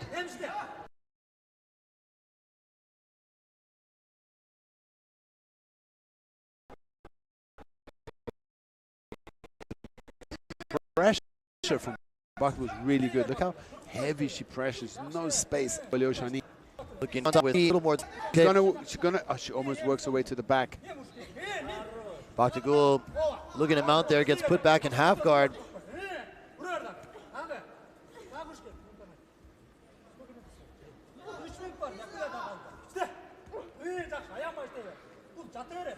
Heavy pressure from Bakhtagul. Look at that shoulder in the face. Absolutely. This has been a great, second round. It just pulls her back down, back to the floor. You see kind of a grimace on the face of Liushani.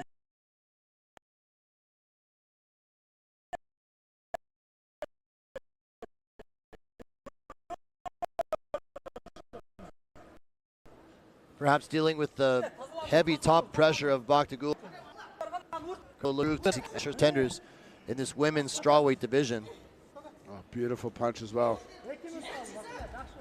The intensity from Bakhtagul was just beautiful. Look at that. Just throwing the hands, hammer first, using that left hand repeatedly, finding the face of Liushani. The forward pressure of Bakhtagul was just relentless. Heavy hips, putting that shoulder in the face of Liushani. Absolutely, we see Liushani unable to get up. Looks like Liushani is fishing for trying for the guillotine. She does have a guillotine choke on here. I'm not really sure how tight it is. I don't think the cage is her friend here. Stuffed up against the cage, you know. Bakhtagul is... She's holding on tight. She's trying to put on a squeeze. She's got this guillotine choke. She's going for it. Bakhtagul looks like she's still okay. There's too much space on the left side of her neck. That's right. She's only choking on one side. Making it very uncomfortable for Bakhtagul.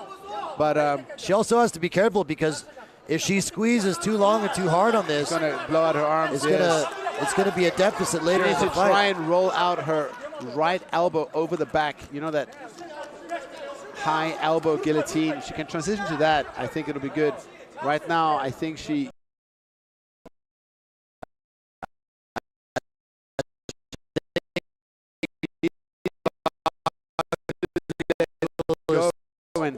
is fine. Yeah, it's crazy because Bakhtagul didn't even really try. You can like hanging out. Liushani is grimacing here. Maybe those shots to the body are bothering her. You see the grimace on her face? Yeah, I don't know if she's tired or if she's in pain.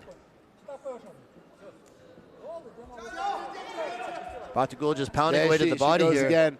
Liushani is still hanging on to this guillotine. Well, I mean, it's also a form of defense, right? You're not really eating too much damage. 10 seconds left here. She's gunning for it again. Curious to see how Liushani looks when she gets up because, you know, she had a grimace on her face there. I don't know how much energy she expended. And Bakhtagul just stands up, shakes her head, and says, "That's nothing." Yeah. And looking at Liushani right now, sitting down. There's like a look of pain on her face. She looks pretty exhausted. Take a look at the body.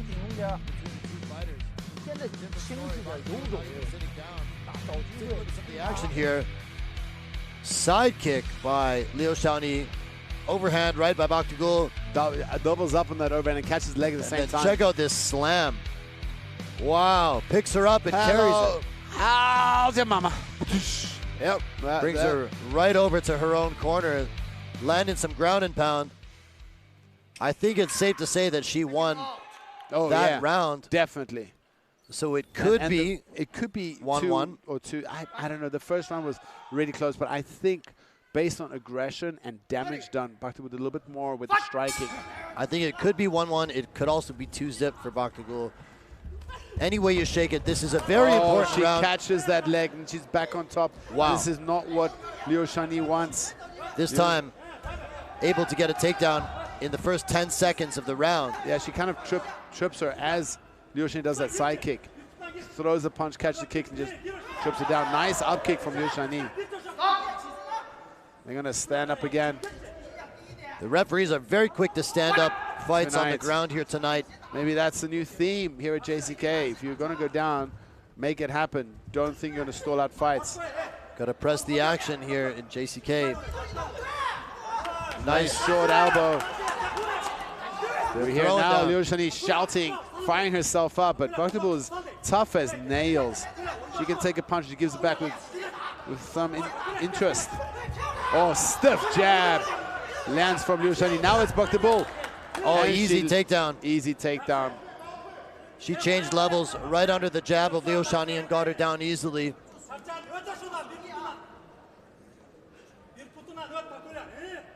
Three minutes and 46 seconds left to go.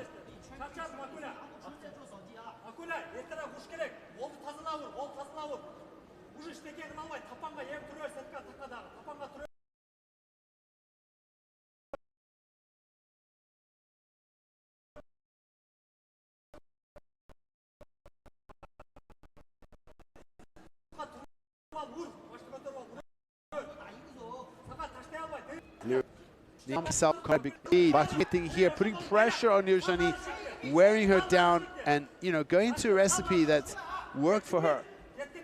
Rinse and repeat, take it down, ground and pounder, stay on top. Here we go. Now she's mounted. She's in full mount. Mounted against the cage. It's a bad spot, and I guarantee you Baktagul has got heavy hips. Look at that. She's got a heavy mount. Very strong base. And big elbows. Short punches here from Baktagul. She's so aggressive. At the weigh-ins, she was, being mad respectful. She gave Liu Shaoyi some gifts. She was, very friendly and respectful, but, I guess the best way to respect an opponent is to come in here and give them your best. It's a beat down here from full mount. Kurmanbekova Baktagul is landing some serious shots. And look how she's... Look at that. Big shots. Heavy ground and pound.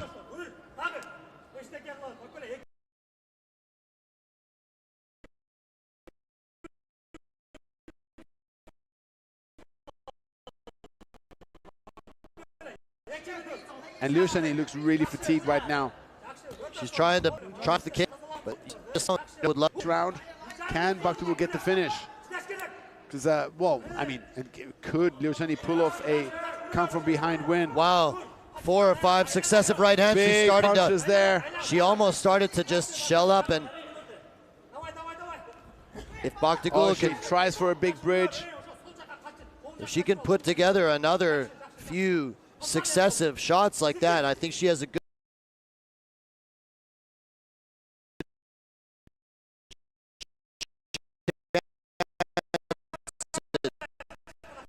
being able to stop this fight. So the bridge, the here can come crashing down. Nice non-stop ground and pound from Baktagul.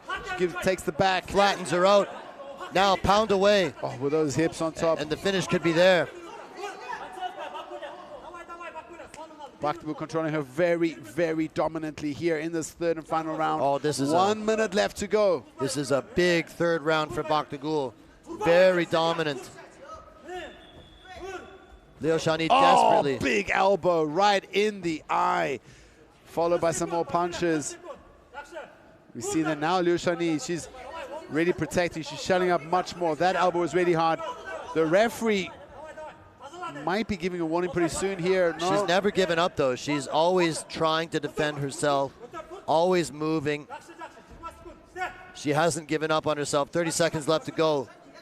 I think she's going to be able to ride this one out, but it's a dominant third round for Baktagul. Maybe a 10-8. Yeah.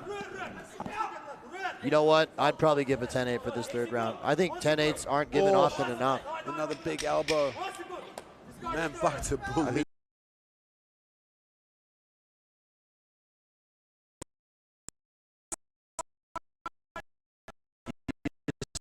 Spend 3 minutes on your back. She's just mean. I love it. She's Eating so dangerous. More going to improve to 2-0 in JCK and 6-3 overall as a pro. That was a great fight for Kholmurodzoda. Baktagul taking a fight against the very experienced and well-rounded Liu. I thought she looked great. Both of them look great here tonight. Show of respect between the two corners.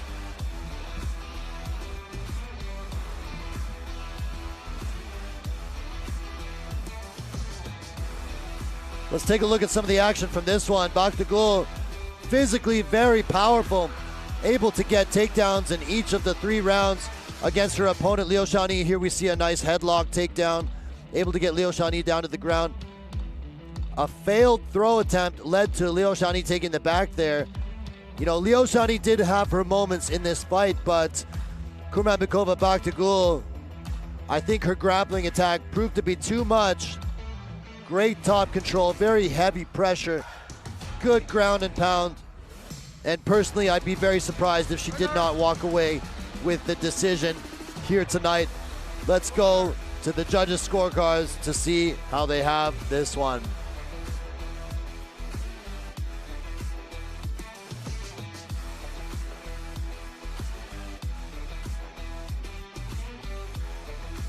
接下来将会宣布比赛结果。1号裁判28比29 Judge number 1 28-29。2号裁判28比29 Judge number 2 28-29。3号裁判28比29 Judge number 3 28-29。本场比赛3位裁判一致性判定蓝方胜。For the winner, by unanimous decision, win by point, representing Kyrgyzstan, the blue corner, Kholmurodzoda Baktagul.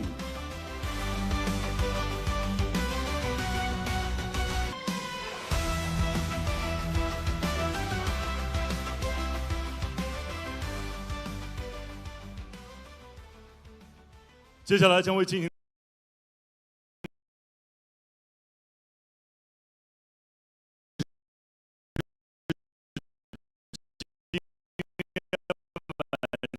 让男子59公斤级的协议体重之战。我比赛是在是第一场比赛在自己的主场，我必须得把胜利留在自己的地盘上面。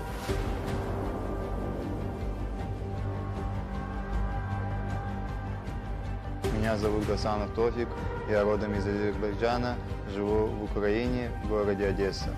Чувствую себя отлично, настроен на бой, на хороший бой, хочу победить и заявить о себе в Китае.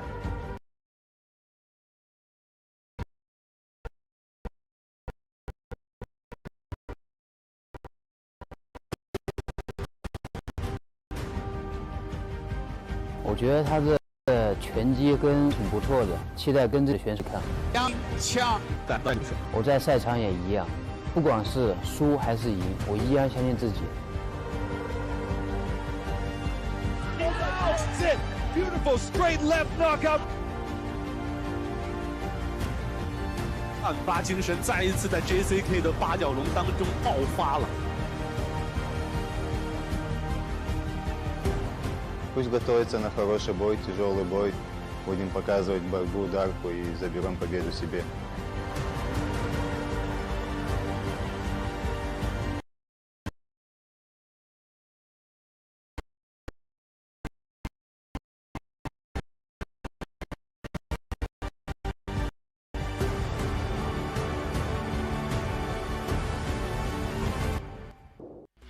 Except for this one, ladies and gentlemen, this is one of the fights on the card that I am personally the most excited about. I'm a big fan of Yang Xinchang. I think he's a very exciting fighter, and he's matched up here tonight with a guy with a great record, who's 5-0, undefeated, fighting out of the Ukraine, but originally from Azerbaijan.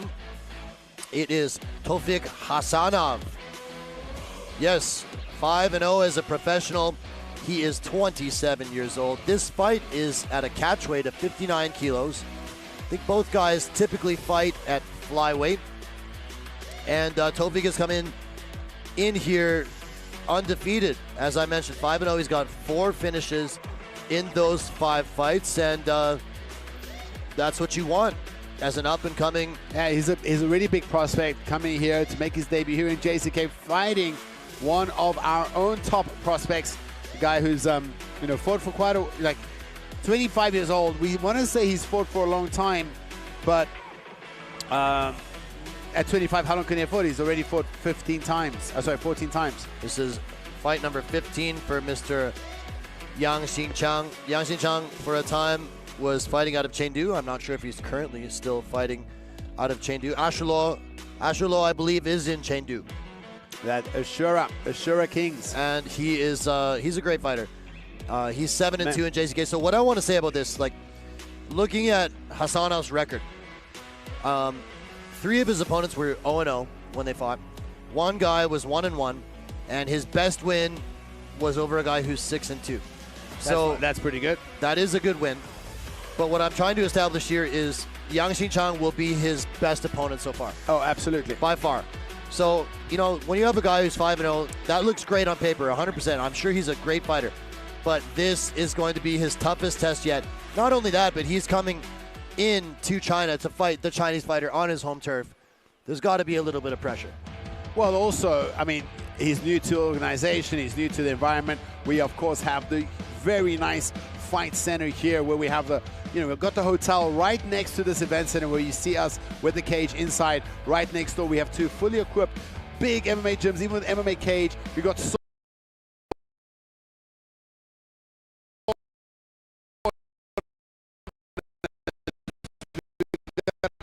ice bars.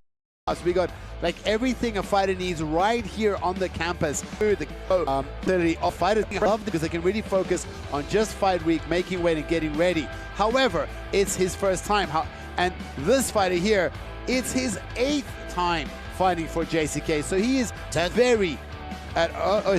time fighting for JCK. So he's very, very at home with the JCK environment. He understands the press days, the weight cutting days. He's comfortable with it all. And he can do it all. And I love his name, the Black Mamba. The Black Mamba is a South African snake, and it's one of the most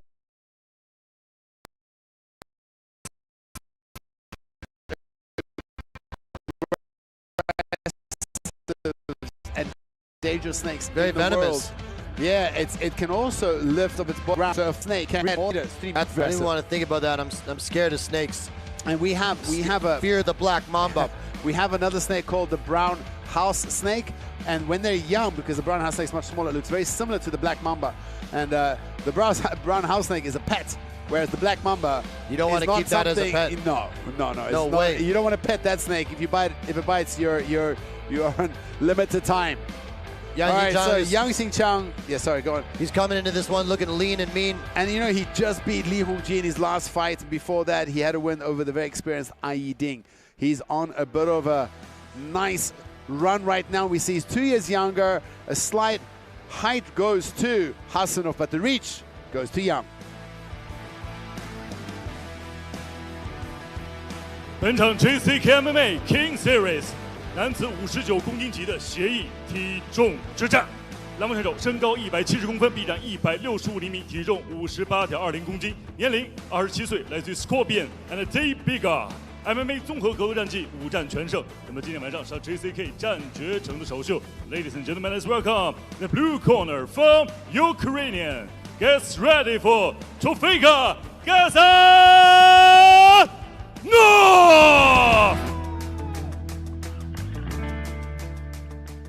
本场比赛，红方选手身高168公分，臂展168厘米，体重59公斤，年龄25岁，来自于阿修罗拳王战队。MMA 综合格斗战绩14战9胜5负 ，JCK 战决胜战绩9战7胜2负。他就是来自于中国的红帮选手黑曼巴杨新强。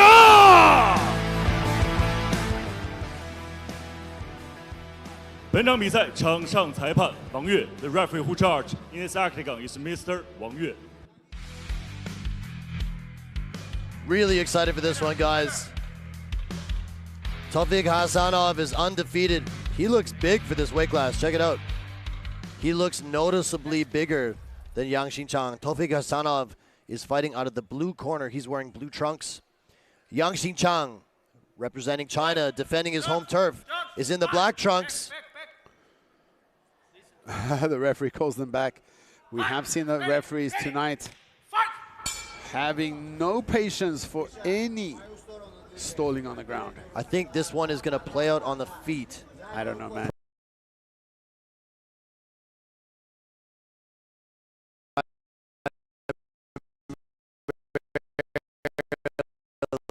Yang is very well rounded. He can grapple. He can do it all. His right hand load. Hasanov is loading up that body kick, ready to throw in the liver kicks. Ready to throw Oh, beautiful right. But Hasanov just slips back and looks for the counter hook. I believe this will be the toughest test of Hasanov's career thus far. Yang Xinchang is legit. 7-2 in JCK. Only lost. So light on their feet, so incredibly fast. Both of them do have the power, especially Yang has the power to finish the fight with one punch. Oh, look at that. He eats the jab and still throws a cross of his own. Nice exchange between these two fighters. Yang Xinchang has lost twice in JCK to two of the best in the division, Hayilatibieke and Cholun. Cholun Jijo. Choji Lunjo, excuse me, the Tibetan knight. We just saw him last week. He recently started using his full name. We've been calling him Cholun for years, and he recently changed, requested if we could start using his full name, Choji Lunjo. I will certainly honor that request. It's a bit of, old habits die hard, right? Big punches thrown by Hasanov, but, Yang just ducked underneath that. Yeah, Hasanov slips on a kick. Oh, Yang is on him. Yang throws a kick. Hasanov, leans back, but then Yang catches him with a cross. These guys are so fast, both in defense and attack. Absolutely. Yang Xinchang is still only 25 years old. We've seen him fighting in JCK for several years now. Look at this blitz from Hasanov, but Yang covers up beautifully. He's another guy that I'd love to see in the tournament this year. Yang Xinchang had him on the run there. Now we finally see a grappling exchange. We're in the clinch here. Yang double underhooks right now. Can he connect his hands? Yang has got double underhooks. Looking to pry his Man, he looks opponent. so physically strong, doesn't he? Yes, absolutely. Ball of muscle. Goes to the head with that knee. Misses. Trying to reap that leg out. It looks like he might be wanting to bounce to the back. Hasanov's overhook isn't very strong. Yep. Yang is trying to build to the back. Goes to the head again. He's got great pummeling. He's had double underhooks for almost this entire time. He hasn't let Hasanov pummel in at all. Oh, look at that. Beautifully done. But Hasanov himself does really good. Hasanov now looking for a guillotine. On the guillotine. I don't know if that's tight. Wow, yes. He let it go. He let it go. Yang now on top in the open guard of Hasanov, putting on that pressure. We saw that scramble when they hit the ground. Hasanov did a great job to recover. Then he latched onto that guillotine, and now he finds himself on his back. Yang Xinchang doing great with that head pressure, too.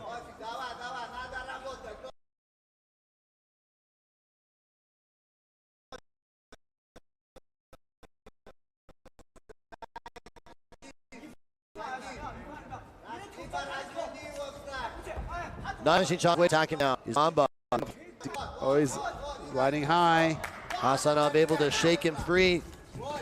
We're back on our they feet. throw hands. Both guys throwing bombs. These guys are throwing down. And Hasanov he throws wild hooks but he's willing to just throw when he's in danger. When he's in danger. The referee warns him there for the low blow. Yang shakes it off. Look at that huge punch throw, but Yang defends the takedown with heavy hips. Great sprawl by Yang Xinchang. He has the front headlock here. And it does feel like the pace is starting to get the better of Hasanov. Seems like he's gasping a little bit.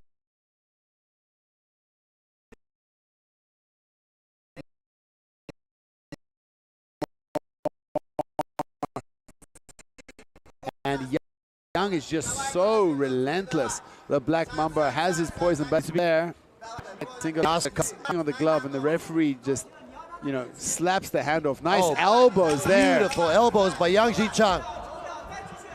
Dropping the hammer is Yang Xinchang with some nice elbows there. Those elbows are great. And that's all we're going to see for the first round. I gotta say, I believe Yang Xinchang took that round, the Black Mamba. And really close, entertaining round, but I agree with you. I think Yang did enough to edge that round. By the way, you stepped away for a second.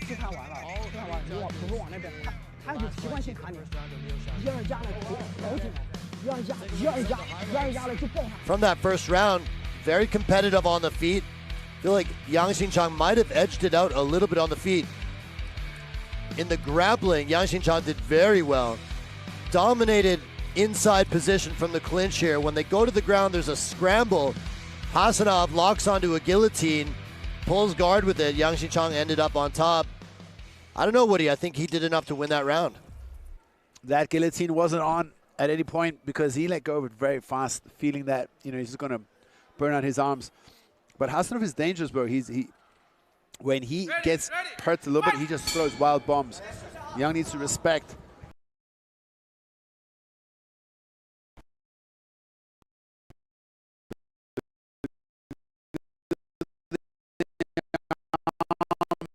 Of Hasanov, he definitely carries some power there. Oh, he looked. He's all Tyson. I see Hasanov take a few deep breaths towards the end of that first round. The pace has been just ridiculous. Oh, nice single leg from Hasanov.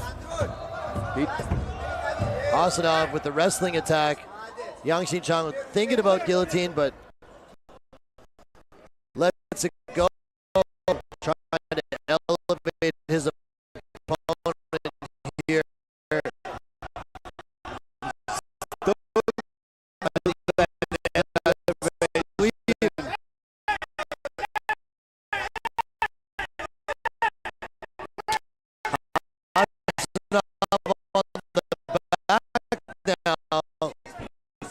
He finally has an offense.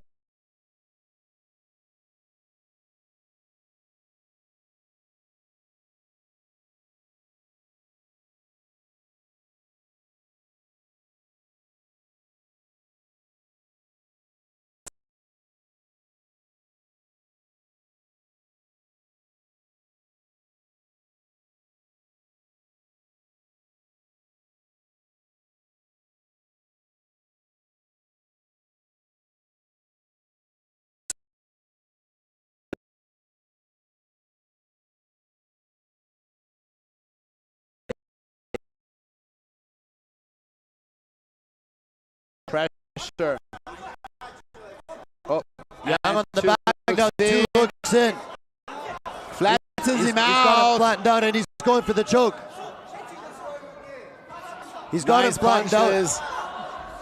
I feel like if he on those, he could finish. The referee he was thinking again. The referee warns He's got to maintain back control and flatten him out again. He's got it. He's got the choke. Deep. He's got the choke and he finished the undefeated Hasanov. The elbow isn't. The elbow wasn't under the chin. Nice elbow there from the top, and we see Yang go for it. Go back to that again. To palm. I don't think he has the angle on it. It is under the chin, but he's falling off the back though. It's under the chin, but he doesn't have the upper body control. He's going to slip off. Has like a one-arm triangle. He needs to get that second hook in. So be careful. He might lose the position here. Look at that. Hasanov really so tough. Oh, so close. Now we see Young using the elbow on the forearm of Hasanov, just down the grip strength of the blue cornered fighter Hasanov. Young elbowing that forearm over and over again. Now he turns him, and he's going to look for a double leg dunk right now. Changes to single leg. Young is on the single leg, and again. Back to the guillotine again. It's the third time. Is the third time the charm for the guillotine from Hasanov? I don't think so. Young's tough, man. It doesn't look like he has, you know, hit guillotines tonight. You never know. Definitely the third time in this fight that Hasanov pulled guard with the guillotine and lost position because of it. If I'm his coach.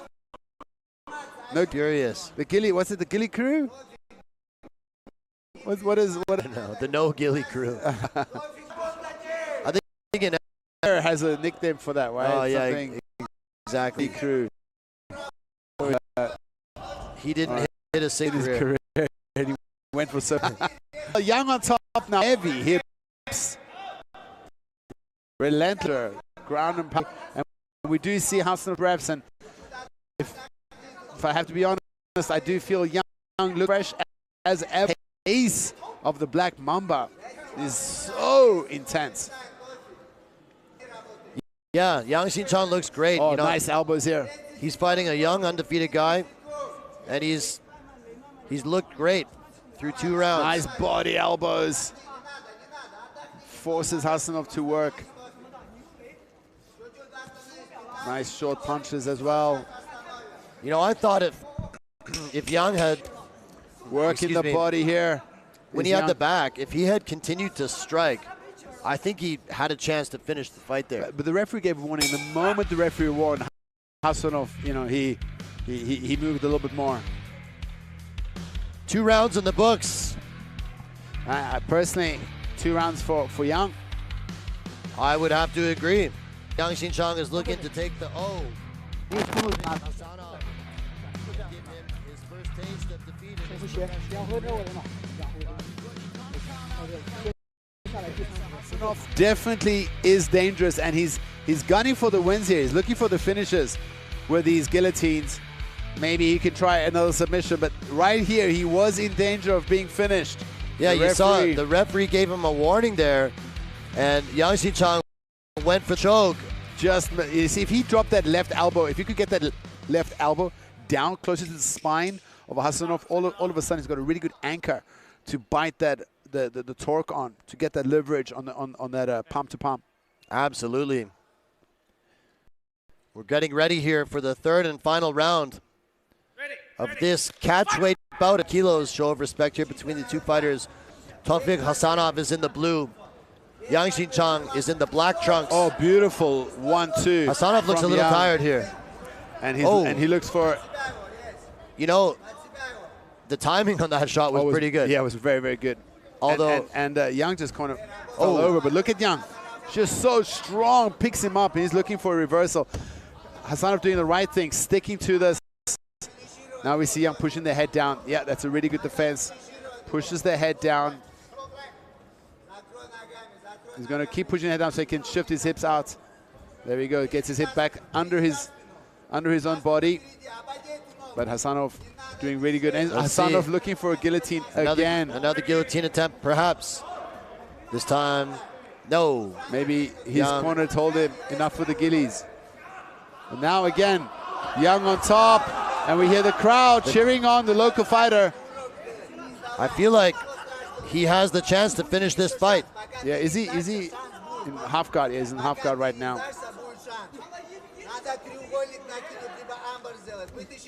Works the body. And that's doing so well. He's relentless, hitting the head, hitting the body, hitting the head, hitting the body. And they're not devastating powerful, but they just non-stop. And that does gas you. That makes you, takes you to the deep waters. 100%. And you know what I got to say? There always is an extra element of excitement when there's a Chinese fighter versus an international fighter here in the JCK arena, because it almost feels like the Chinese fighters defending JCK, defending their home turf. I know the crowd appreciates that. They want to cheer on the hometown guy. I don't know. I hear what you're saying. I actually want to disagree with you because I think it used to be like that, and it's, well, most countries, if you fight anywhere, the home ground boy will always have a bit of the edge. But we've seen so many times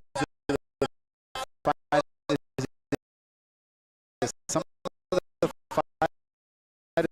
Look at how easy he passed the guard there, and now he's got to crucifix. I think this could be it.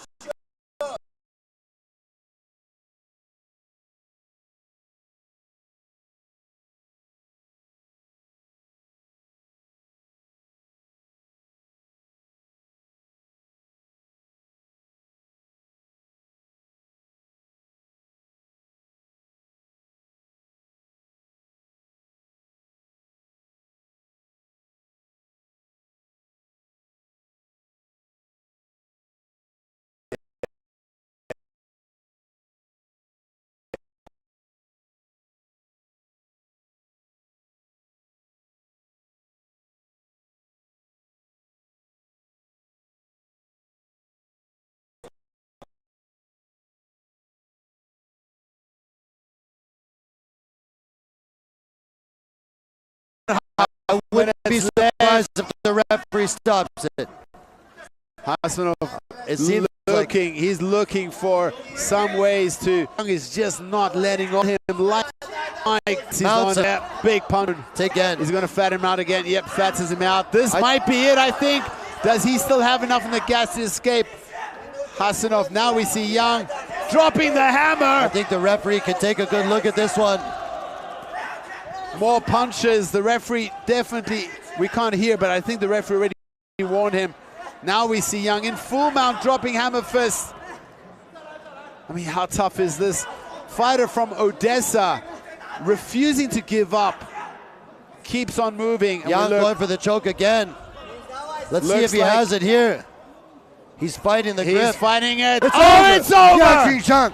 Rear naked choke in the third round. And one of the most hard-earned victories of his career, man. How tough is Hassanov and how good is Yang? No longer undefeated is the fighter from Odessa, Ukraine. Yang Xinchang puts him away in the dying minute of the third round, the last minute of the third round. But he was dominant all the way through, showcased his striking, showcased his wrestling, and his jiu-jitsu. What an amazing fight. You said this could be one of the better fights on the card, and it absolutely lived up to the expectations. A very well-matched fight, and so tough is Hassanov. But in the end, the Black Mamba was just too much for him. And I think fatigue played a huge factor in this finish, because he just did off the choke with the same veracity, with the same energy and effort and power he had earlier. Exactly. In the first round, he had more energy to fight off the choke. In the third round, it was too much. Let's go to the official judges' announcements.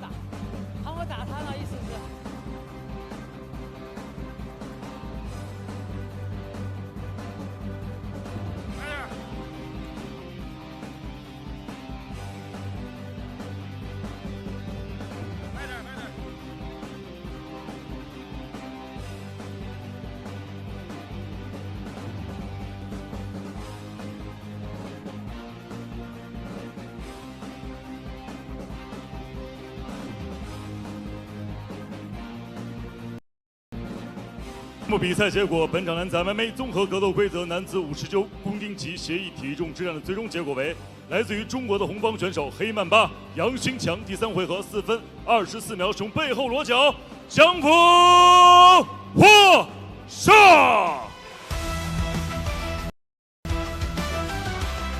The winner is red corner, win by rear naked choke.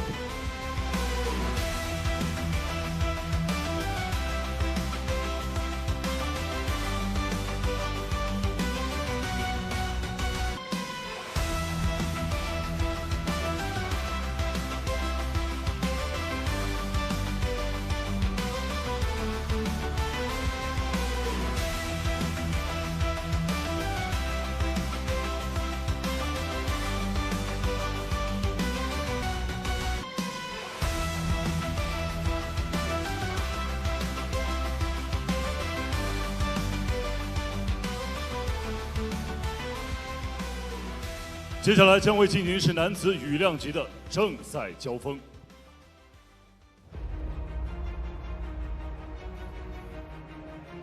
Ramzan Ahmedov, he's got phenomenal striking and one of the best guys to get back off his feet. So difficult to get him down. Я Рамзан Ахматов, я из Чеченской Республики. На этот бой я готовился в Таиланде 2 месяца, провели сборы, ударки и борьбе. Очень себя хорошо чувствую, в очень хорошей форме. He is a striker with lightning speed and that goes from all angles with a huge variety of attacks. Oh!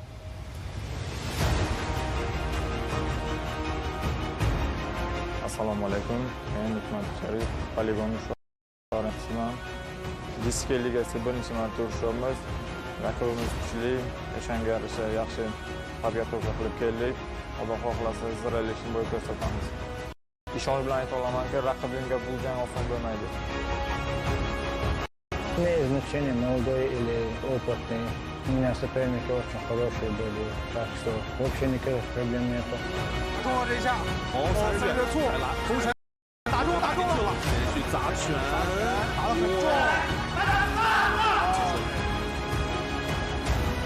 Посмотрим, просто перед боем я не хочу что-то говорить. 18-го. Посмотрим.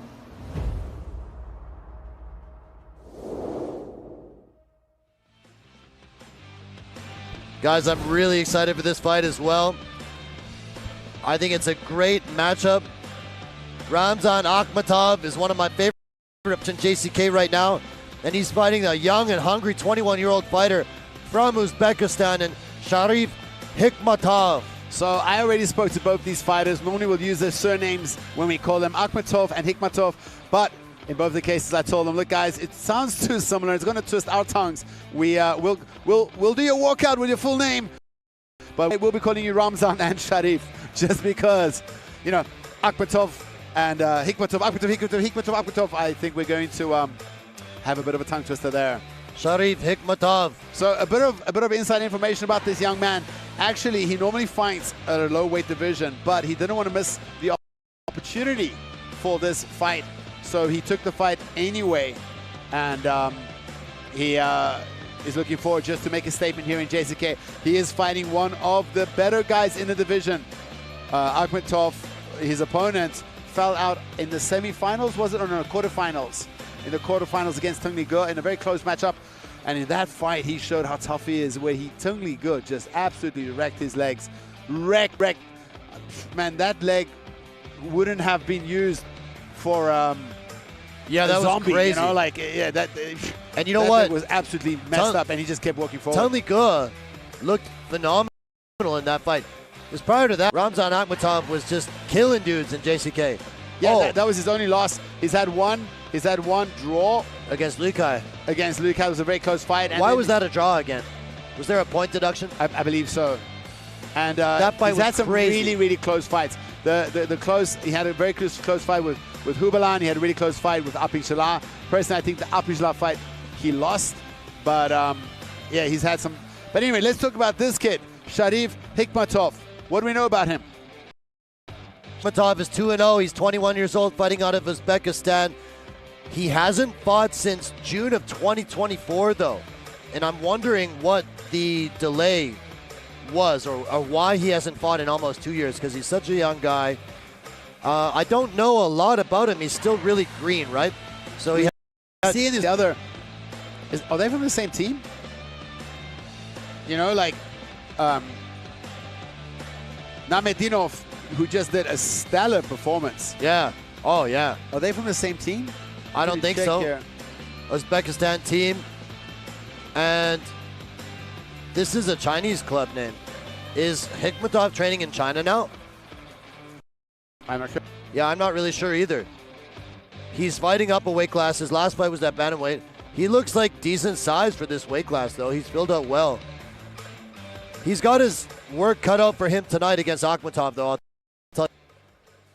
Yeah, the question is, what's his game plan? Because on the feet, Akhmatov is as tough as it gets. I remember that fight with Lukai. Akhmatov's striking looked so sharp. Watching him strike in that fight watching a video that was sped up. Yeah, he's you're so watching fast. it on like 1.2 or 1.3.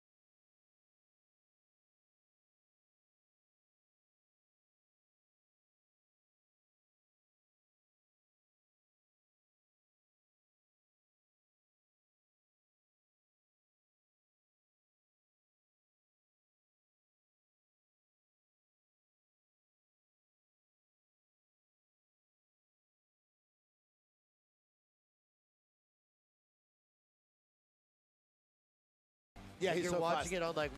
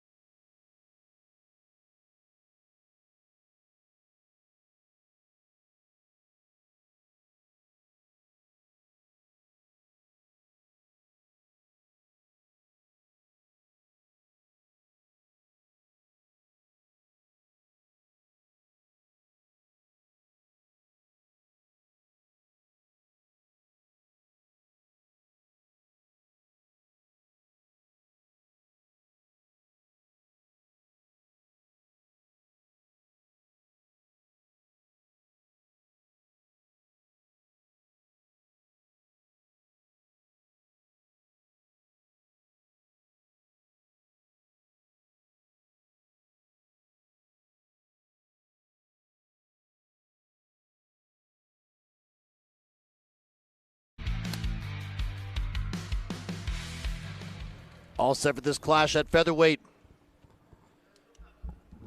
Sharif Hikmatov out of Uzbekistan is in the blue. How cool would it be if Sharif is even faster than Ramzan? That would be insane. Ramzan Akhmatov is wearing the black trunks. And Sharif Hikmatov, the blue. Really excited for this one. Ramzan Akhmatov's striking is a thing of beauty. Sharif Hikmatov coming in is a little bit of an unknown. Sharif tags him there with some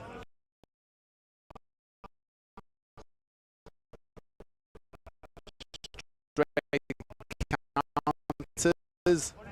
Nice kick to the liver area. Wulan has beautiful defense. Now we see Sharif counter him. Both guys clearly have very polished striking skills. I do think that Ramzan's defense is a little bit more technical when it comes to the hands. Nice kick from Sharif. Sharif throws a big one too. Ramzan leans back. Sharif's got a great left kick. Yeah, and he throws it a lot. Oh, he catches the leg of Ramzan. But Ramzan has got incredible takedown defense, as you alluded to previously. Both guys clashing there with their kicks. Another big low kick. Do you think he's taking a bit of a play out of the Tungni Ge road to breaking other guys' legs? I can almost guarantee you that he watched that fight. Low kick from. He watched that fight with. Oh, nice body punch. A lot of interest, and Sharif is getting fired up in here. Sharif says, let's go, I can take a punch. But that was a beautiful body rip from Ramzan. Ramzan does have that body, I think it was a kick, body kick to Simuka finish. There he goes for the push kick, misses. What I like about Sharif is he's throwing back. Every time Ramzan throws at him, he immediately throws back with some venom. I do think that Sharif's striking isn't as, if I can say, classically technical. Looks more like one of the Diaz brothers.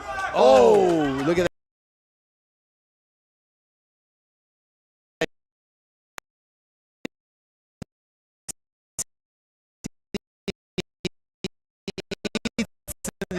Throws back. Now he's just pushing the pressure, walking him forward. But he's Sharif thought he had for a second in him. Ramzan just goes to the. You know, experience amount of fights as Sharif. Wow. You know, Sharif has only had 2 fights. It's one of those things when you have a young fighter in there, can he manage his energy output well? You know, Ramzan has all the experience. He's been through wars before, right? So he knows how to pace himself. Oh, nice lead left hook. If there's been a problem with or a problem with Ramzan's boxing, he doesn't have that one-punch knockout power. But his kicks are very, very good. Yeah. And his boxing is very accurate as well. But he's striking. Look, he's always got his hands up. It's so hard to catch Ramzan with a punch. Sharif is throwing with. It feels like Ramzan is looking to work the body. He goes to the body again. Oh! He lands a clean right hand. That hurts Sharif.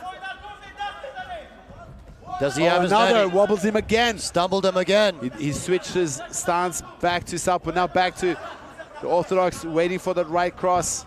Ramzan he's fishing for the he's fishing for the finish here. Ramzan hunting his nice prey body here. Kick.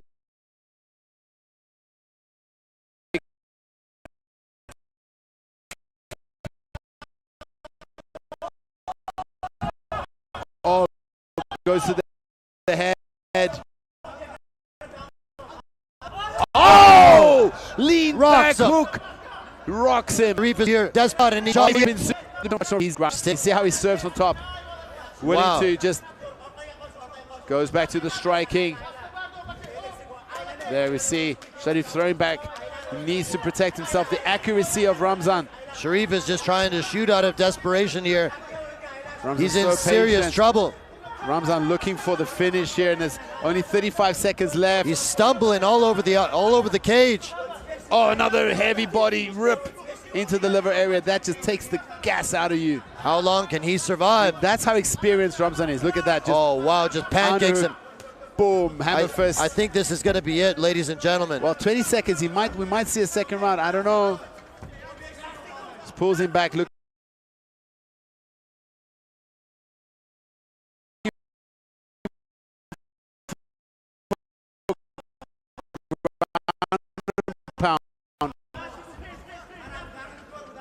He hasn't given up yet for 11. 5 seconds. Hard round for Sharif. But oh my goodness, the experience and the accuracy of Ramzan. As a young fighter, coming out of a round like that where you almost got finished, what is your mentality like coming into the second? It's not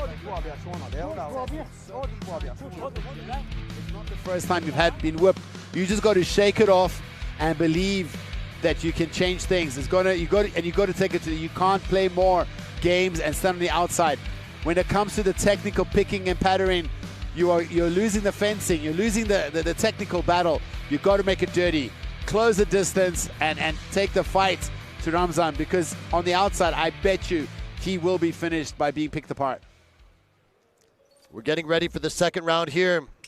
We saw some tense moments at the end of the first round as Sharif almost got finished. He got dropped twice, or rocked twice. I thought that was going to be it. He took a couple really bad shots.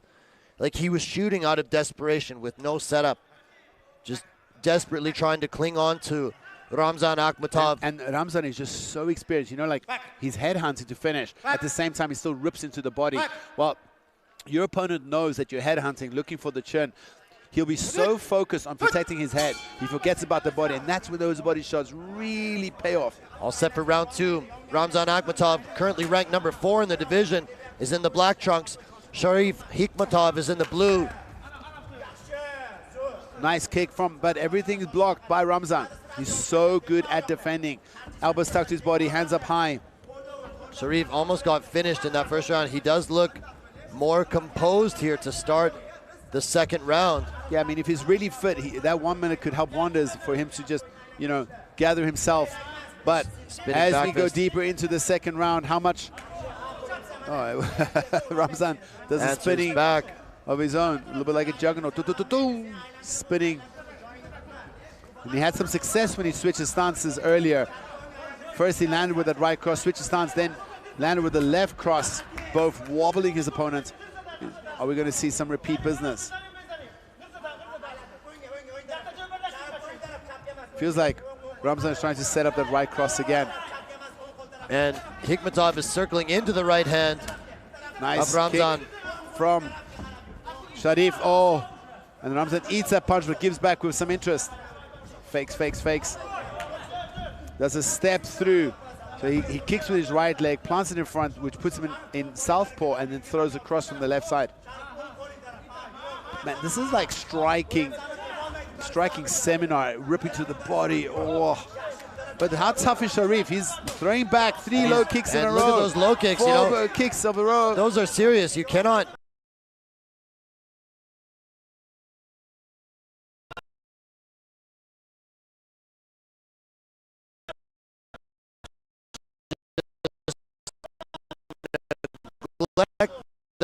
Those are scoring. Go up in. Now we see Ramzan, and he's cutting him off so hard. So much pressure from Ramzan.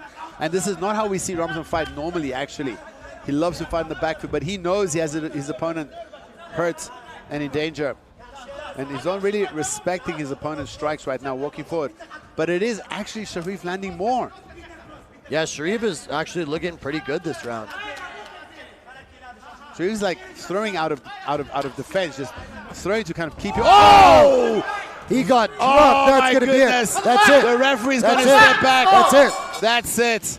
He dropped him, and immediately we see Sharif shell up, and is basically, you know, everything else after that was just waiting for the referee to step in. That was a huge right hand that absolutely planted him. Yeah, it totally crumbled him, man. And Akhmatov, well, Ramzan Akhmatov comes in here and has another dominant performance. That's 2 in a row for him. And those follow-up shots were just academic, not even necessary. It seems like Akhmatov is a little upset that he even had to hit him after that big shot. Yeah, I'm not sure. Sharif was done. I'm not sure if he's upset about that or something else, but man, what a performance by Ramzan Akhmatov. So good. I want to take a look at that finish. And man, if you're a young fighter out there, study this guy's striking. Let's take a look at this right hand. Boom, right on the point of the chin. That sits him down. Sits him down, and it was over here. Yeah, These right here, shots are just... Sharif Hikmatov was already giving up. Yeah, he was done. He was done. He's just waiting for the referee to step in. Man, this kid is also really tough, but he was a bit outmatched today. He really showed that he had so much more experience. All right, let's go to the official announcements.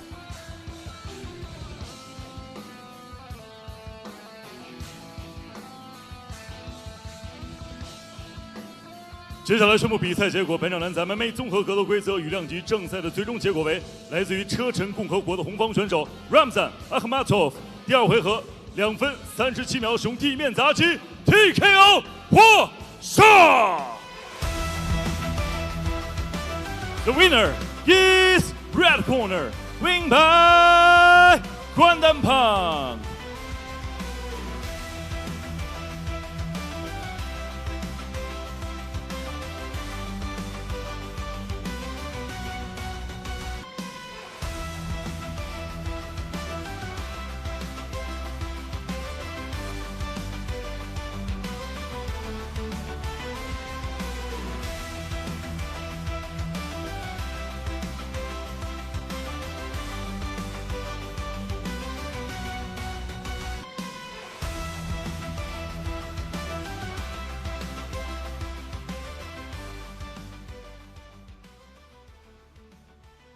接下来，让我们共同开启今天晚上的联合主赛。现在正在收看到的是 JCK 战绝城王者系列013的赛前对视秀。现在在互联网上，很多拳迷认为这场比赛最大的悬念就是在于你升着7公斤，你觉得你能适应这个全新的量级？我的体重平时跟他们差不多，应该没问题。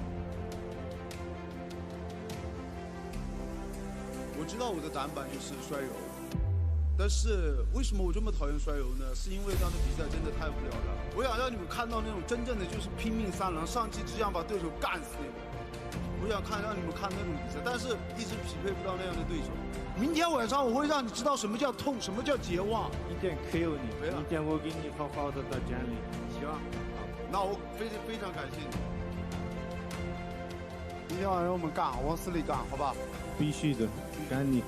你觉得这1年的时间在战绝城，最大的收获是你自己技术上的提升，还是心态上的这种成长？各方面都进步了，我的心态也是，比赛场地的感觉也挺好的，现在。 Оцениваю соперника как обычного противника. Я всех соперников все равно смотрю. Я не чувствую никакого давления, но я буду серьезно смотреть на этот бой. Все-таки он же мой противник, он же тоже хорошо подготовился, поэтому будем очень бдительны и делать свое. 明天晚上看吧，再很想一点。 Чувствую себя очень хорошо, мы готовы на все. Я готов. 明天晚上最好的状态拿出来。OK， 明天晚上公司见。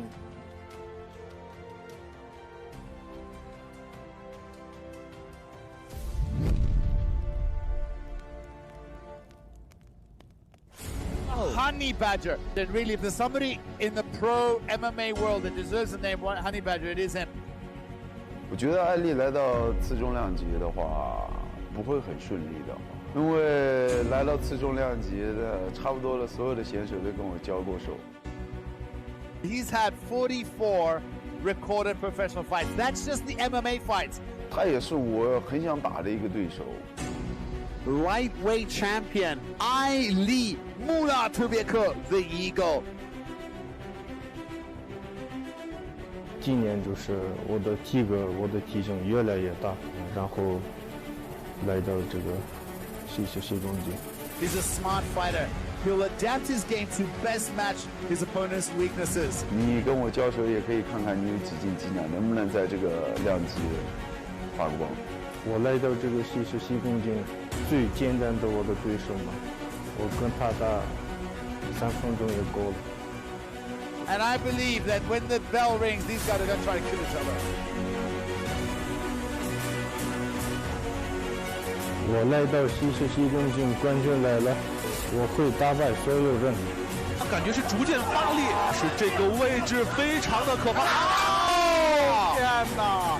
反正他要想像拿捏轻量级的那些选手，不可能的。王琦发动抱摔，带倒了。哎呦，好沉重啊！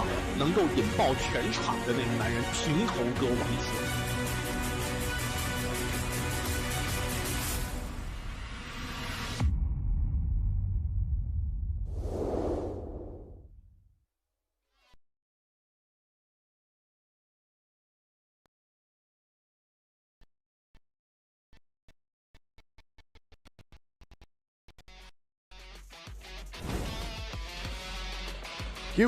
we go, and it is time event of the evening for Jakhongir and the very experienced welterweight veteran Wang, Aili, long-time JCK lightweight champion, lost to Najmetdinov in the tournament, missed out on the million RMB this year. However, he had been extremely dominant in the lightweight division. As you can see, he has 9 wins.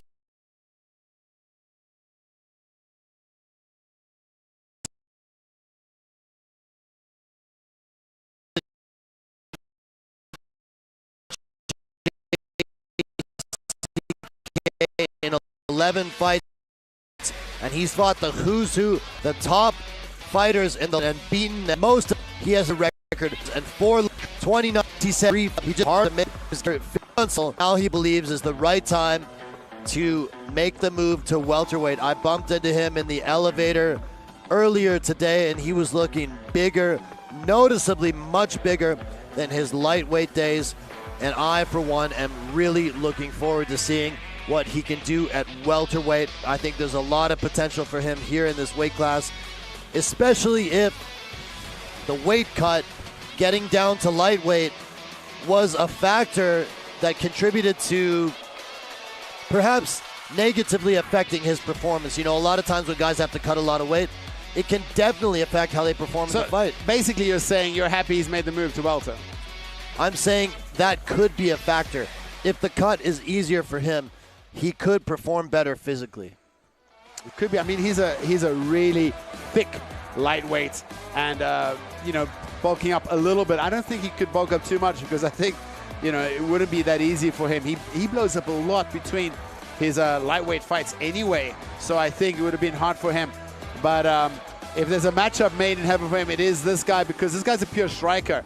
You know, he's shown his improved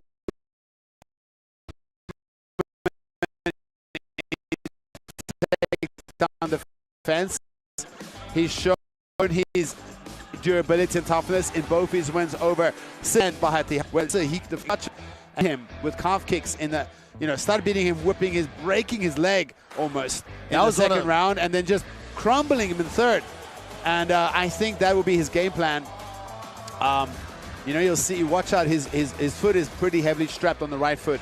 The hush news is that he had a serious injury about 10 days prior to the fight, and his game plan was to really use low kicks, as he's been using against these wrestling heavy guys. If this plays out on the feet, I absolutely believe the Honey Badger Wang is going to win. This guy's the best trash talker in the organization, in my opinion. He balances trash talk with respect. So beautiful. You know, he's brash and funny and arrogant, but not over the line, crossing some boundaries type, you know? And then he backs it up, because he's got a granite chin. He's so tough. You know, he could fight at lightweight himself. To be honest, I bet you when they step in there tonight, he's the smaller man. Like, if you look at the thickness and the density of these two guys, I bet you Wang might be the smaller man. You know, during the press conference, they were talking back, and I said, Wang was saying, nobody wants to stand with me. Nobody wants to test my standing. And I said, I'll stand straight with you. And then immediately Wang said, man, stop lying, and don't budge when I'm talking, and don't budge with lies. There's no way you're standing with me. Let's see. You know, if Aili shoots a takedown in the first round, we'll know he was serious. We see 5 years age difference, a slight reach advantage going to the shorter fighter Aili. 本场 JCKMMA Kings Series 男子次中量级的比赛争夺，同样是我们今天晚上的联合主赛。蓝门选手身高177公分，臂展179厘米，体重77.50公斤，年龄29岁，来自于顽石功夫格斗俱乐部。MMA 综合格斗战绩24战20胜4负 ，JCK 战决胜战绩11战9胜2负。他就是雄鹰 The Eagle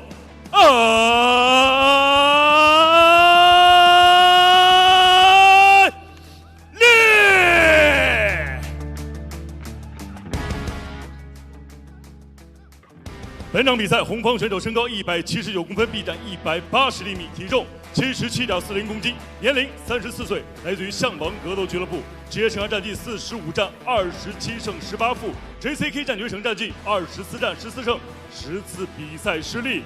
他就是红方选手平头哥 The Honey Badger 王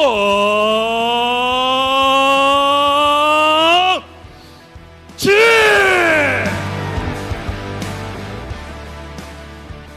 本场比赛场上裁判2名。 All set for the co-main. You know, I just thought of something. Tonight we've seen a blatant change in the refereeing when it comes to patience for grounded opponents. It feels like JCK is turning a new page, saying, no, if you're going to go to the ground, you better push the action. We're going to stand you up. And that might be a huge advantage for Wang Chi. We shall see. Am I reaching here? The former champ, the former lightweight champ, Aili is in the blue trunks, and Wang Chi. Very quick little outside kick. Oh, Wang Chi throws.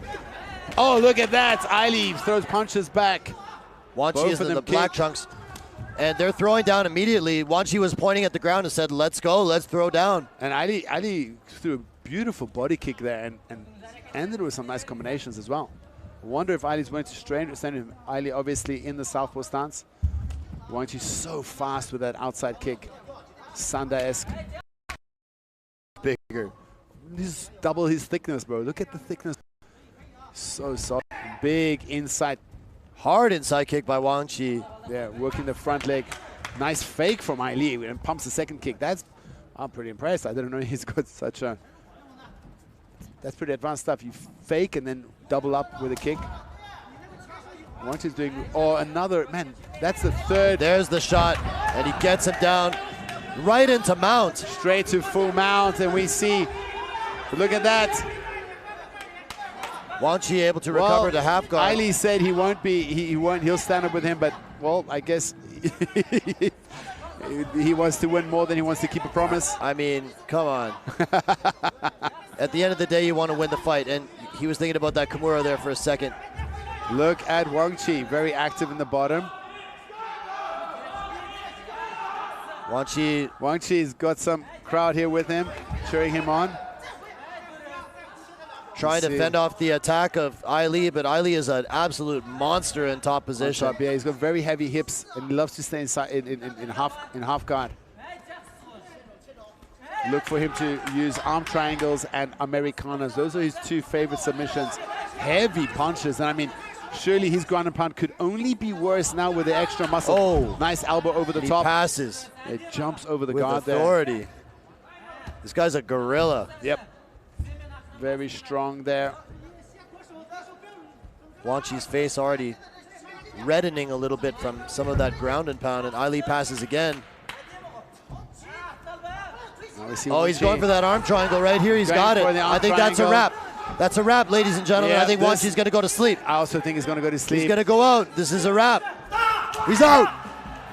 That's the second time Wang Chi's gone to sleep. And we see Aili slap him on the chest. And that woke him up. Finish, and that woke up Wang Chi. Wang Chi is unhappy about that. I mean, I thought that the grappling attack of Aili might be too much for Wang Chi. Wang Chi is still in the corner, very upset. Why Aili would slap at him? Wang Chi wants to fight him. Aili comes and apologizes. Let's see if he will. Now Wang Chi is super unhappy about why he slaps him on the chest.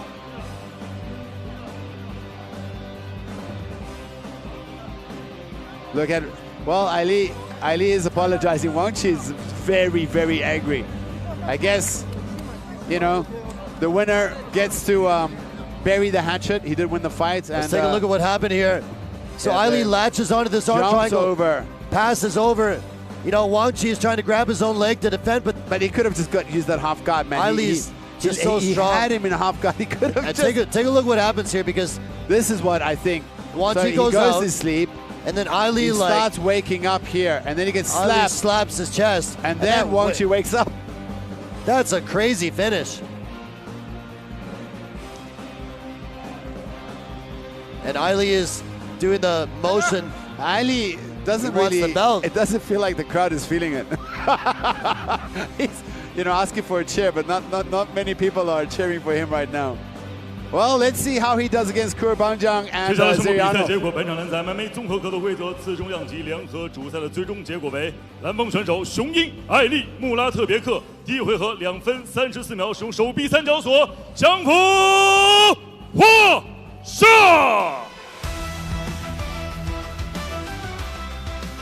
The winner is blue corner, win by triangle choke.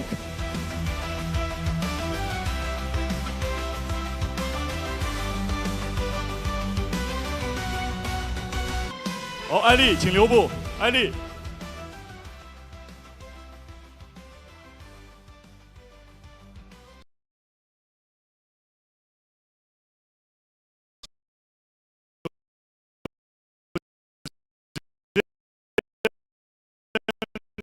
恭喜艾丽拿到了这场比赛的胜利。那么，这是你升重以后的第一场比赛，这场比赛抢优势说，我还有挑战金腰带。 所以说我不让受伤，这个比赛快速的终结比赛。那么其实这场比赛呢，在赛前大家可以看到，在对峙秀的时候，双方有很重的火药味儿。那么当时的这样言语之间的交锋，对你这场比赛的心情或者是你的心态方面，有没有什么样的影响？赢了这个比赛特别开心，而且换个级别嘛，我自己的力量够呢。 而且我的实力也够呢，所以就没有压力，之前一样。那么暂时还是在次中量级继续比赛。那么下一步呢，想去挑战谁？在这个级别？希望 JCK 给我安排排名，第1、第2、第3都可以，都可以。我需要排名。那么这场比赛的胜利要送给你的团队、你的家人，还有一直支持你的拳迷，最想对他们说些什么？ 首先感谢 JCK 的所有人，感谢 JCK， 还有感谢我的团队万事功夫，还有感谢我的家里人，还有我的很多来的这边看比赛的朋友们，感谢你们，还有感谢新疆，昨天一直在跟我说打地面那些大哥，感谢你们的支持，感谢你们的鼓励。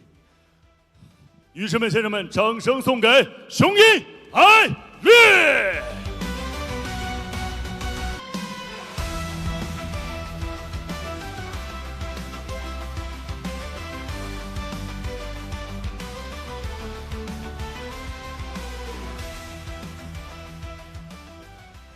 接下来的时间，我们共同开启今天晚上的头条主赛。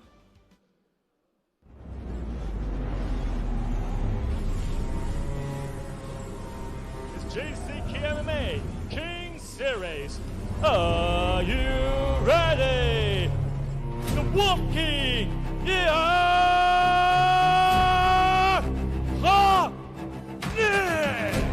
And I'm telling you, this guy is good everywhere. His striking is very fast, very dangerous. He's strong. He's got good jiu-jitsu. 狼王是这个级别当中的隐藏大佬。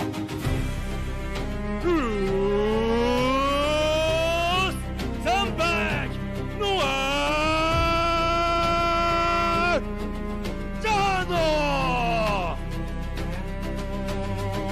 He's a very, very established fighter. Rustambek will be looking to use his wrestling to fish for a finish on the ground. I think this is going to be a challenge. That's it. Wow. 我以前的比赛都是终结的，所以这场比赛也是很精彩的比赛，我会带来很精彩的比赛。Атаңдашым Biduolaga айтарым, месте болсын, жаракатсыз, аман есен бойго чейин келсин, кызыктуу беттеш көргөзөлү.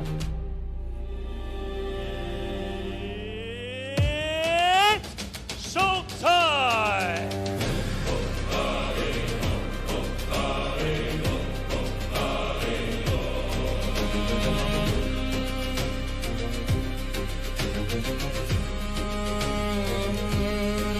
No doubt we're in for another great fight tonight.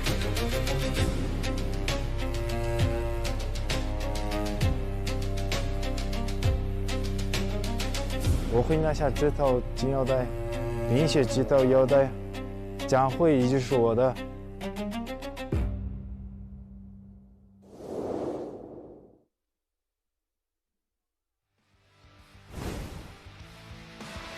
Main event time, and guys, I am fired up for this one. Whoop, whoop, whoop. Biduola Yeerhali versus Rustambek Nurzhanov. And let's have a look at some of the stats between these two guys. And the reach advantage for Biduola is really significant. A 7-centimeter reach advantage. But everything else, they're pretty similar. Biduola is in the prime of his career. He's 29 years old. He has a phenomenal record in JCK. He's 7-1 in the promotion. Let's take a look. And he's currently ranked, let's read this. Number 1, he's ranked 5th at welterweight. Number 2, he's like the killer, the comeback killer. He's fought at JCK. He's won 7 of 8 fights, including 6 finishes.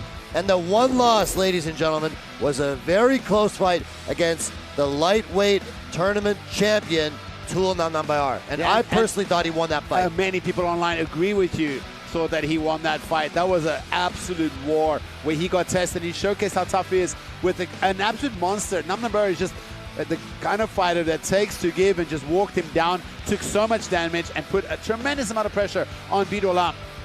Biduola has jiu-jitsu, he has wrestling, but he has really crisp, dangerous striking.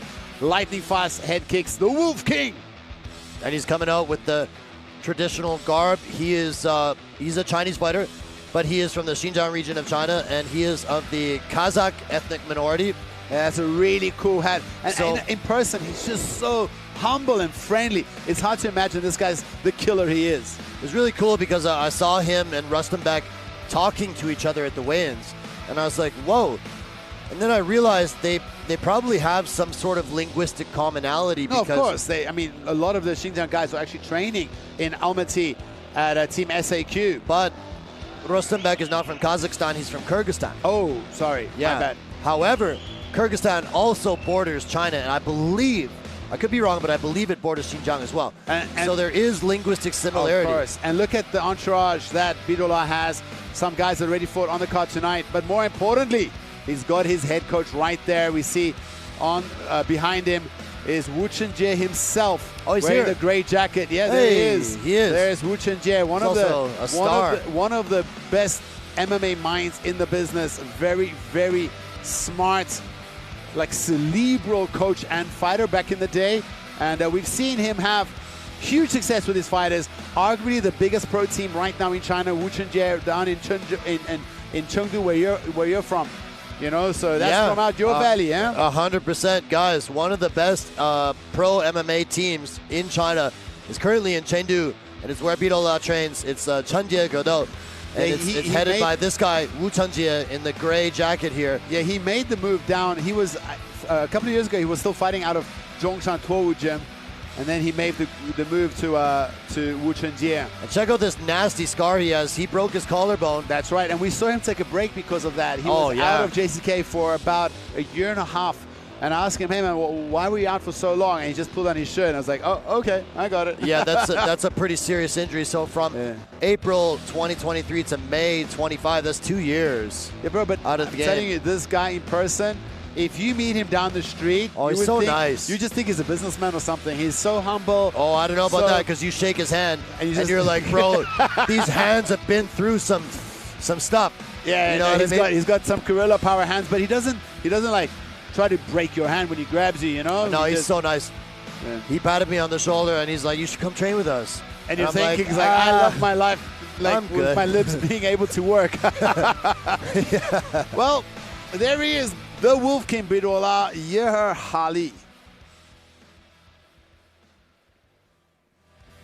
And it's the Wolf King versus the Wolf Hound. Yes, Rustambek Nurzhanov. That is it's a pretty cool story. They were asking at the interviews about this with the names. Is the Wolf Hound going to kill the wolf or the wolf eating the Wolf Hound? Have a read. I can't read that. Number 1, he's ranked 4th in division. Number 2, he was the champion of Alash Pride. And number 3, overall record of 21-9 in MMA. Yeah, you know, he's Rustambek Nurzhanov is actually in his prime right now. 29. He's got a pro record of 21-9 with only 2 losses in the last 11 fights, and all were top-level fighters. You know, and among those fights, the last 12, he also had 2 championship belts in other promotions. We just saw Alash Pride. Including Alash Pride, yeah. So he's been a champion. And tonight, if he wins, it'll be his 3rd strap in 3 different organizations.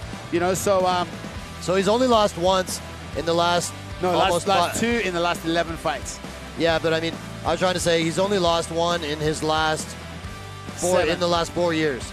Yeah, no, he's very, and that loss was against the best grappler I've ever seen live. Where he fought a guy, his name is Rustambek, and the opponent's name is Rustam, and an absolute animal grappler, like moves just like, he trains with Khabib and moves just like him, and the best grappling control I've seen live personally in all my years of commentating.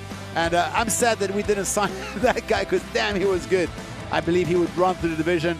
And the fact that Nurzhanov could survive just showcased how tough and good he is. And he bounced back off that, and he's been on absolute tear. And he's coming in great shape. We saw him warming up today in the training room. He looks in phenomenal condition. And I got to say, this is the nicest he's ever been in person. Yeah, he normally has that mad dog look, and mad dogs everybody. But you know, I think in the wrestling, Nurzhanov has the edge. In the striking, when it comes to the range and the speed, I believe Biduola has the edge. However, this is a very, very close matchup, and in my opinion, either fighter can win this. I think who wants it more, who is better prepared, who has the better game plan, and who will Lady Luck favor tonight? It's a very close fight on paper, and the winner will more than likely face Tuul Namnambayar, who is the winner of the lightweight tournament. That's already been decided. Yeah, the winner will fight the million RMB champion, the Mongolian Tuul Namnambayar, for the real deal belt. And I bet you Biduola wants that back. Listen, Aili vacated the belt. In my opinion, for all intents and purposes, this is for the real thing. Yeah, there's a reason why I asked. So what happened is, firstly, both these guys aren't ranked seeded #1 in this division. And the guys that are seeded #1 are hurt right now. So there's nobody really up for it. So they figured, well, let's do an interim first, and then take a little bit of time for those guys to recover and give Namnambayar time to have some fun after his million RMB win. Let's have a look at tail of the tape, and we see it is a 7-centimeter reach advantage going to the taller fighter Biduola.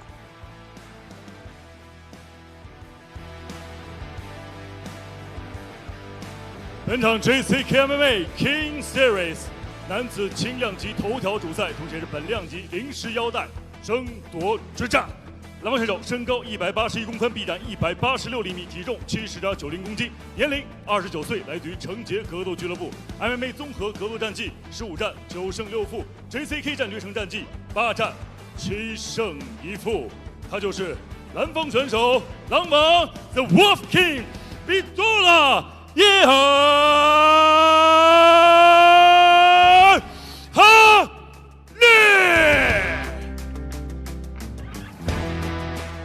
本场比赛，红方选手身高179公分，臂展179厘米，体重70.90公斤，年龄30岁，来自于 A Class。MMA 综合格斗战绩30战21胜9负 ，JCK 战决胜战绩3战2胜1负。他就是前 Alash Pride 金腰带的持有者，河流之主。Ladies and gentlemen, let's welcome red corner from Kyrgyzstan. Gets ready for the Wolfhound Rustambek.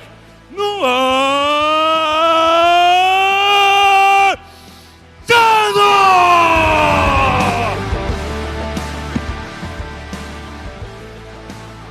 本场比赛场上裁判王金刚 ，the referee who charged in this octagon is Mr. 王金刚。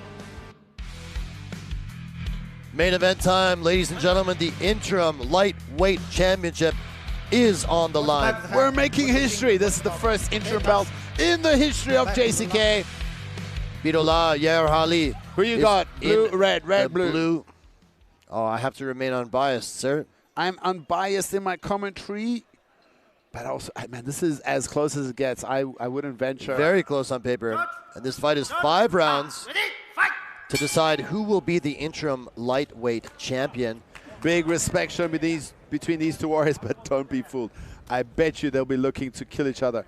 Calf kick from Biduola early on. Nice tip through the middle.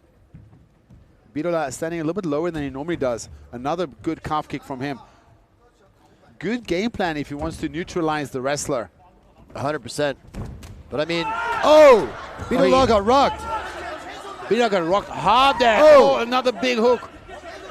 Rustambek has got some power in his hands for sure. Yeah, and Biduola, he kind of wobbled there and spun around, and somehow Rustam caught him. I didn't see, what did he catch him with? I think it was a right hand. But Biduola landed a nice shot of his own just there.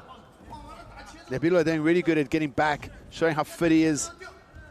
He's looking for the calf kicks. He needs to shake it off. I think he needs to move around, shake his arms, clear his head a little bit for sure. Oh my God! Huge head kick. How does Nurzhanov eat that? And now he's got his back, but look he's at the cut blood. open. He's cut open. And Biduola is standing up. Nurzhanov riding him. Grapevine that leg. He's already got one leg. Man, that head kick was huge, and it busted open Nurzhanov. Bleeding all over the place. It must be his nose. I wonder if his nose is broken. Kick. He ate that kick. How tough is Nurzhanov?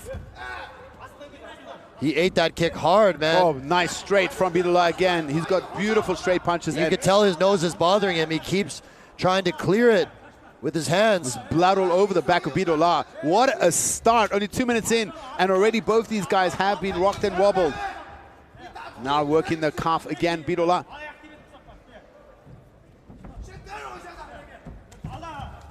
Man, the power of Nurzhanov, you got to respect it. His punches are slightly unorthodox, but he's just so powerful. And I mean, I'm telling you, that head kick would have, that would have dropped an elephant. He ate it flush. Another head kick. This time, Nurzhanov. We hear the corner of Biduola telling him, kick the legs first, and then work the head. Man, these guys throwing with bad intent. They are trying to take each other out. There's no doubt about that.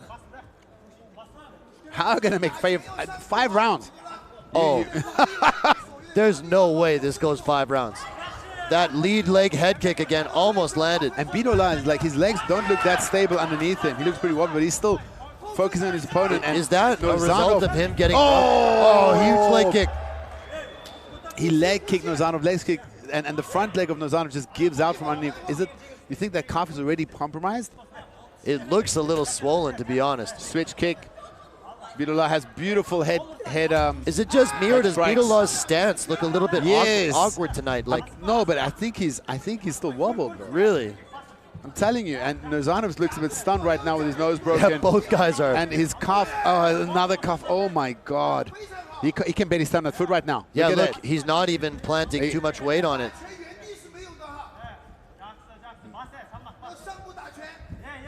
He was able to avoid that one. Yeah, he can fake with the hands and then kick. Man, Nurzhanov in heaps of trouble, but still dangerous. So much power in Nurzhanov's hands. A few more of those. Look at the swelling on the outside of that left calf. I know. His left calf is like twice the size of his right one now.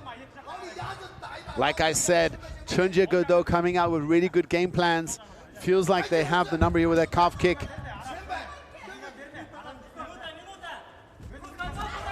Oh, you see, huge collision. Nurzhanov just throws back. Biduola blocks, but I mean, you just see his whole head shake at the power of Nurzhanov.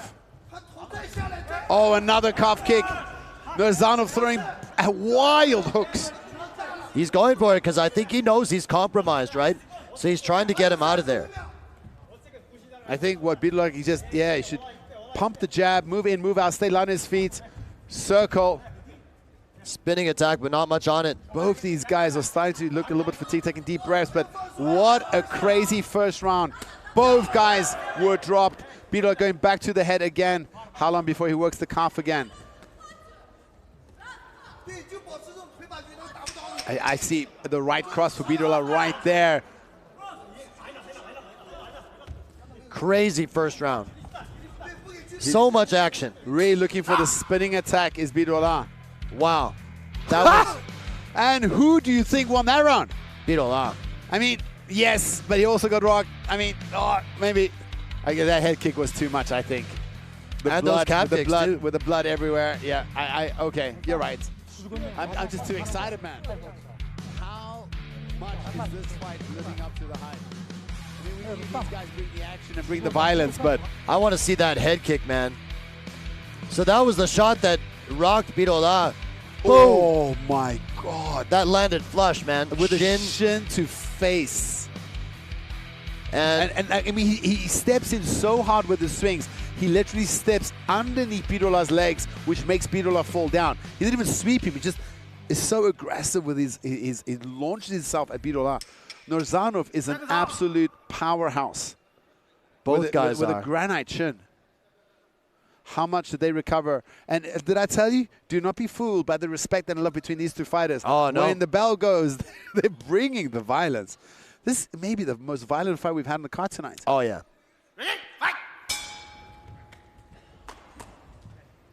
Seems like Nurzhanov is moving a little bit better on that left leg now. I think it's only a matter of time before Biduola will work the calf again. Shows 10 low kicks. 4.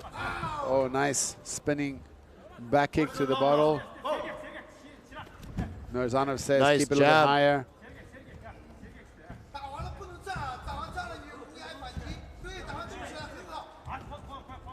The coach telling him for Biduola, after you punch, move around more. And there's another beautiful calf kick. Nurzhanov then shoots from way out nowhere, and he gets on the hips of Biduola. Can he take him down, though? Look at the beautiful... Wow, that was a super cool takedown. And he's almost in full mount. He's going to be able to keep full mount. We see Biduola really working to get his legs out. Gets his legs out underneath him. He's going to stand up again. Biduola getting away with a bit of a fence grab there.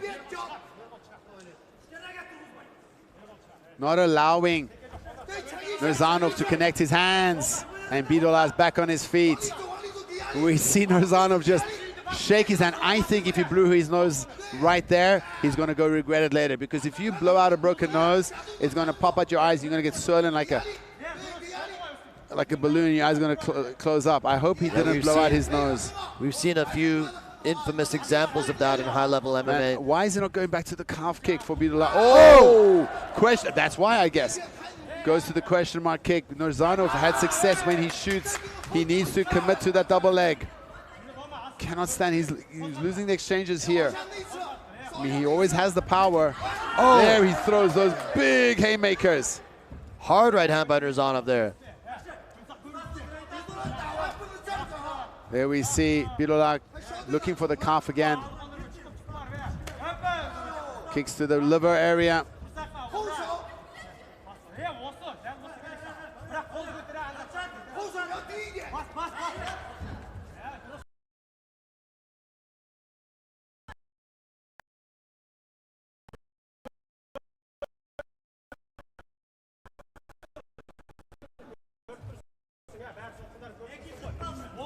Nice shots by Nurzhanov. He's looking for a counter. Oh, nice little short hook on the entry to counter Nurzhanov.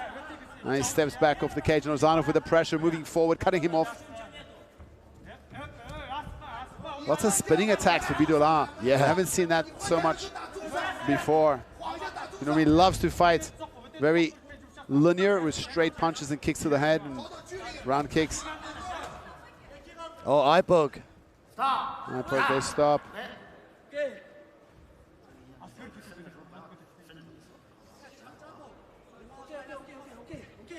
Surely that was unintentional. Biduola really is a sportsman. I don't see him doing that on purpose. Oh, no way. That was definitely an accident. Minute 40 left to go in this second round. Nice jab for Biduola. Not as crazy. Why is he not working the calf kicks is my question. Yeah, exactly. He has so much success with them. Nice rolling back to avoid those big punches. Really looking for the head kick again. Goes to the body with a spinning back. Nurzhanov's power is still there. There he goes to the calf again.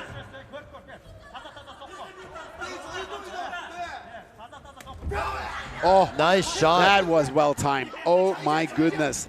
The timing on that. But look at Biduola, his heavy hips. Is he going to be able to stay up? He's got the underhook on the left side, but oh my! Does get taken down though. The power of Nurzhanov, so strong. Biduola needs to unshelf his left leg there. See how Nurzhanov shelves that leg, and now he's got to fast side wrist control. That's not what Biduola wants.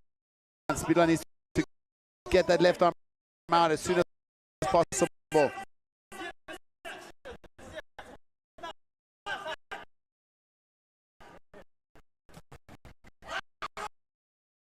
Oh, big right hand.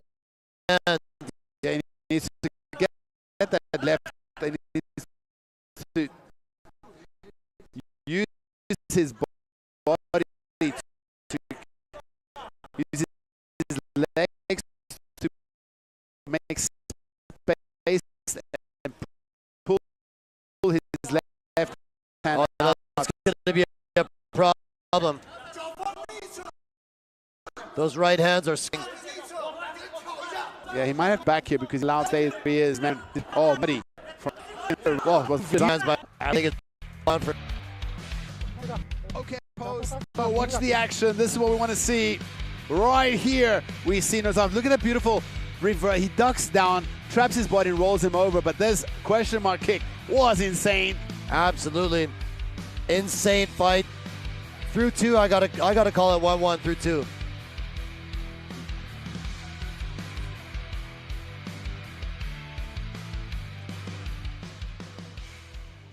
Gonna go to the third round here. That was a much better round for Nurzhanov. I don't know why Biduola wasn't going back to that calf kick. Let's see. I bet you the coach was telling him, buddy, go look for that calf, because that was a huge key to the success of the first round. That was a big weapon in the first round. Didn't really see him go to it at all in the second. There we go. Yep. He threw one right away.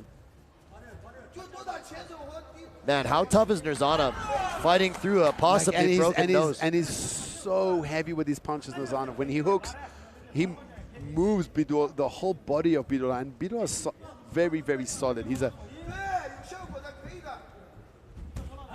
nice calf kick for Nurzhanov. Calf kick of his own for Nurzhanov. Another shot there. He fakes the takedown and comes upstairs with a short little hook, does Nurzhanov. That's nicely done.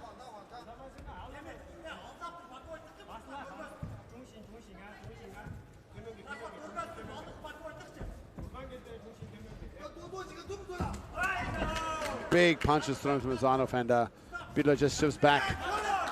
Biduola has really been able to manage to defend almost all of those big loopy punches from Nurzhanov. Nurzhanov carries a lot of power in those shots, though, doesn't he? So heavy. There he goes. Nice calf kick again. Look at his calf, how swollen it is. Just, man, 4-5 more. He's going to start buckling again. A few more of those could really alter the course of the fight. Especially if he switches the side here, he can, hide those kicks with his movements. Shift. Now we see Nurzhanov giving some of his own.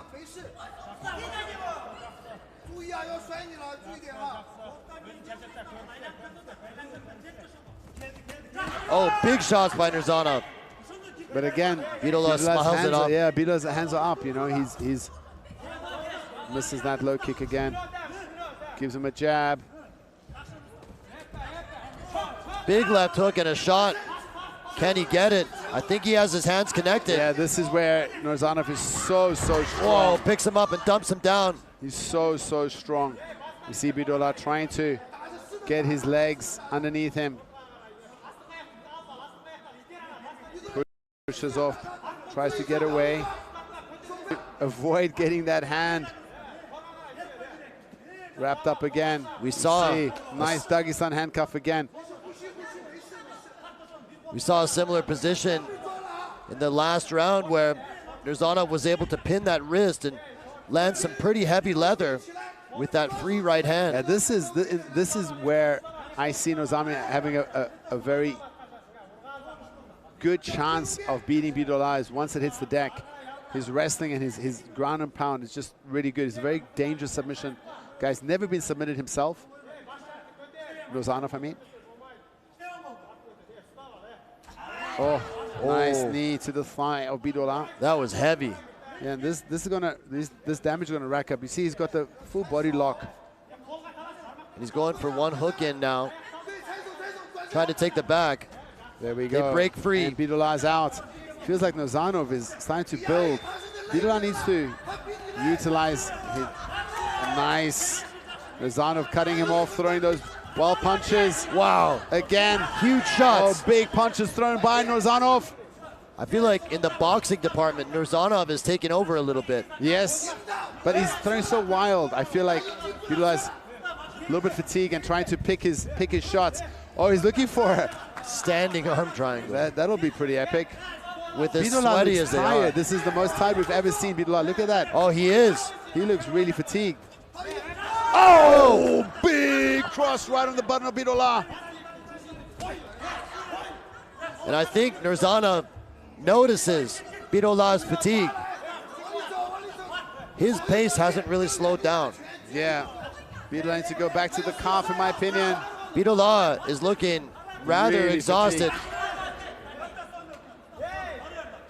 Looking at the clock, that's not a very good sign. 30 seconds left in this Hands third were up round. there. Nurzhanov headhunting. Oh. Still just missing. Biduola smiles at him. Those shots are just missing. Feels like Biduola is playing for time here.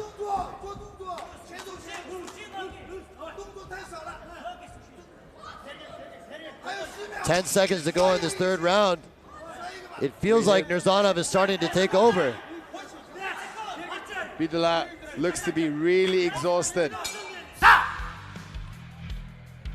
And Nurzhanov is growing like the Hulk. He keeps getting bigger. Yeah. No, I mean, that was his best round yet. Yep. I think he lost the first round. I agree. And then won the probably second had- and definitely won the third.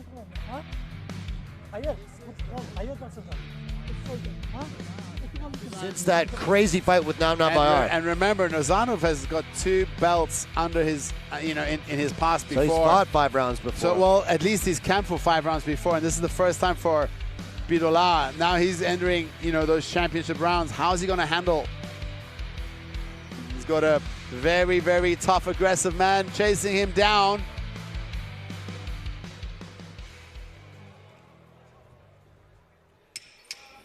We now enter the championship rounds. It's round 4 in the interim lightweight championship bout between Biduola, Yeerhali, and Rustambek Nurzhanov. Ready? Fight! Here we go, They touch fourth gloves again. Fourth round between these warriors. We see a smile from Biduola. He was looking rather fatigued at the end of round 3. Multiple times he looked up at the clock. Works the body. We see from the strike stats that Nurzhanov was primarily headhunting. He landed 20 strikes to I the think head. a lot of those shots were blocked. Whoa! Oh, there he catches him a little bit. Big left hand. Oh, goes to with the knee. Finally, we see Biduola starting to pull the trigger a little bit. Had some tape ripped off his glove there, did Rustambek. As you mentioned, Woody, Rustambek was the champion of 2 different organizations, including Alash Pride. You see, every time after Biduola throws, Nurzhanov just throws back hooks of his own. And now we see Biduola on top. He gets a takedown, but can he keep him down? But Rustambek right back up to Looks his for a feet. knee of his own, but Rustambek so physically strong and tough. Again, we see Biduola, what a reversal. Biduola engaged there, but he got reversed. Incredible grappling exchange there. Biduola was trying hard for the takedown. Gets reversed, and now we have Rustambek on top. You know, I said in the first round, no way this goes 5 rounds. Well, because of the destruction of that first round. But now look. Yeah, they both. We're on. I think they're both exhausted, but we're on track for a 5-rounder. Nurzhanov is just an absolute monster. Oh! Huge elbow. Big and now, elbow. I think Biduola also felt that one. And now Biduola is busted up a little bit too. We see some blood on his face. Just missing with the elbow there is Biduola. Nurzhanov goes for another big elbow.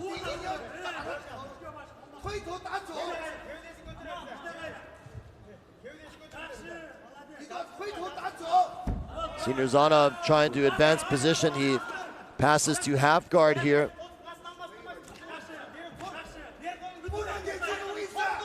Now you see Biduola he was fishing for the underhook there. Nice hammer fist again. Rustambek is almost past the half guard.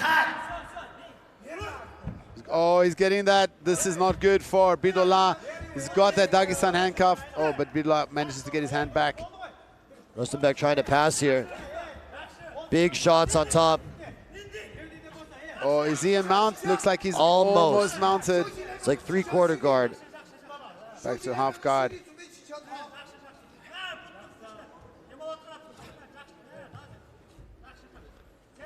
Biduola is so tough, but Rustambek is he's dominant. A monster. Yeah, he's so tenacious and physically strong. Rustam, Nurzhanov, just so physically strong and relentless. And how tough he finally is he? passes the guard. Man, he was so strong. That kick he took to the face, and he still managed to rally himself and come back. And since then he's basically won, I think, every round, and he's probably going to win this round too. Oh, rounds 2, 3, 4, I think we're him for sure. But Biduola is so tough. He's never once thought about giving up, despite exhaustion, despite fatigue.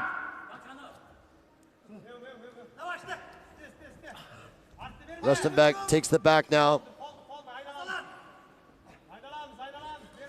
He's going to try to work on a choke. What's going on here? Holding the glove? I couldn't see. Could be. Rustambek is trying to sink that choke. Biduola. Oh, does he have it here? Problem. Does he have it? Could this be a wrap? Rustambek looking for the choke. Looking for the squeeze. Can he claim the belt with the rear naked choke? Biduola's out. He's out. Wow. Oh my God. Rustambek Nurzhanov wins the interim belt.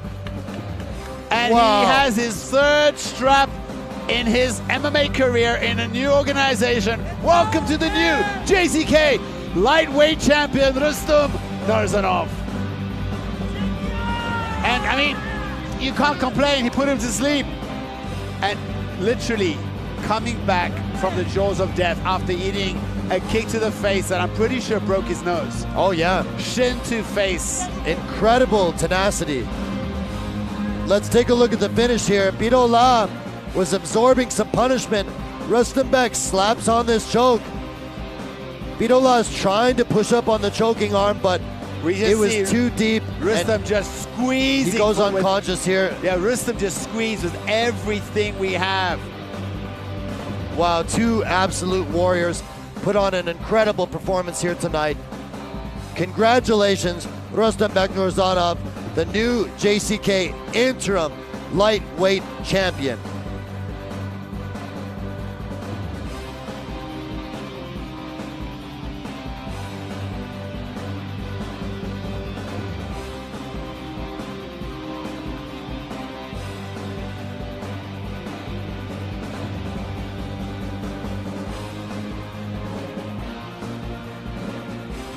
Well, let's go to the official announcement here. I'm still in shock. I mean, it was a war. It was crazy, and then he just grew and just look at how. And he's still going. He's out here shadow boxing. Phenomenal shape that this man is. Well, let's go to the official announcement.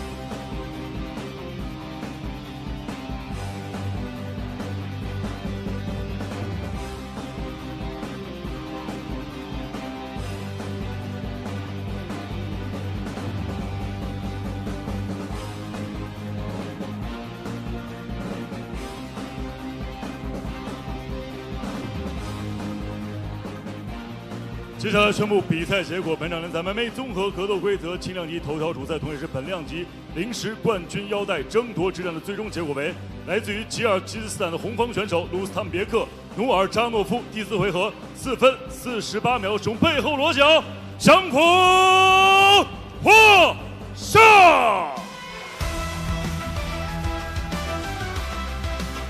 The winner is red corner, win by rear naked choke.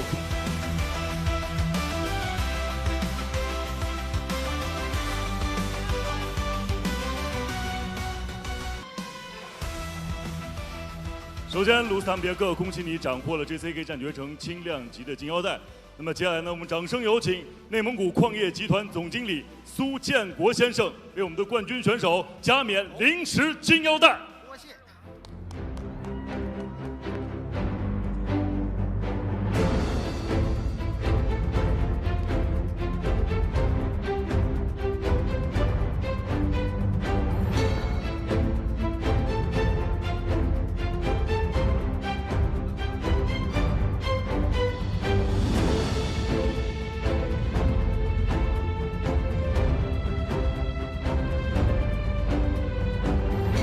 有请颁奖嘉宾同冠军选手共同合影留念。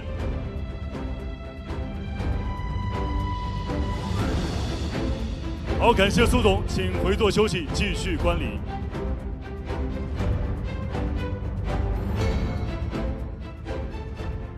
那么赛前你说了，你一定会把这条金腰带带回吉尔吉斯斯坦。那么这场比赛的胜利对你来说意味着什么？有什么样的心情想和大家分享？ Ты перед боем говорил, что ты заберешь этот пояс в Кыргызстан. Ты это сделал. Что для тебя означает этот пояс? Этот пояс сначала всем ассаламу алейкум. Спасибо всем, кто не болел. Моим землякам кыргызстанцам, моим здешним землякам, которым живут в Китае. И всем, кто за меня болеет, все китайцы, всех наций. И еще спасибо Лиге, что дал мне такую возможность подраться за титул, моему менеджеру Ибрагиму Атабеку и всем, кто мне помогал, клуб Ихлас, Абдсалам Кholmurodzoda и все, кто моему тренеру Саитов Руслан и Аширов и спортзал, честь взял, и это пояс для меня вошел в коллекцию. Мы, кыргызы, у нас в Кыргызстане много поясов из других стран, из других организаций. Это тоже вошел в копилку. Я этому очень рад, что я тоже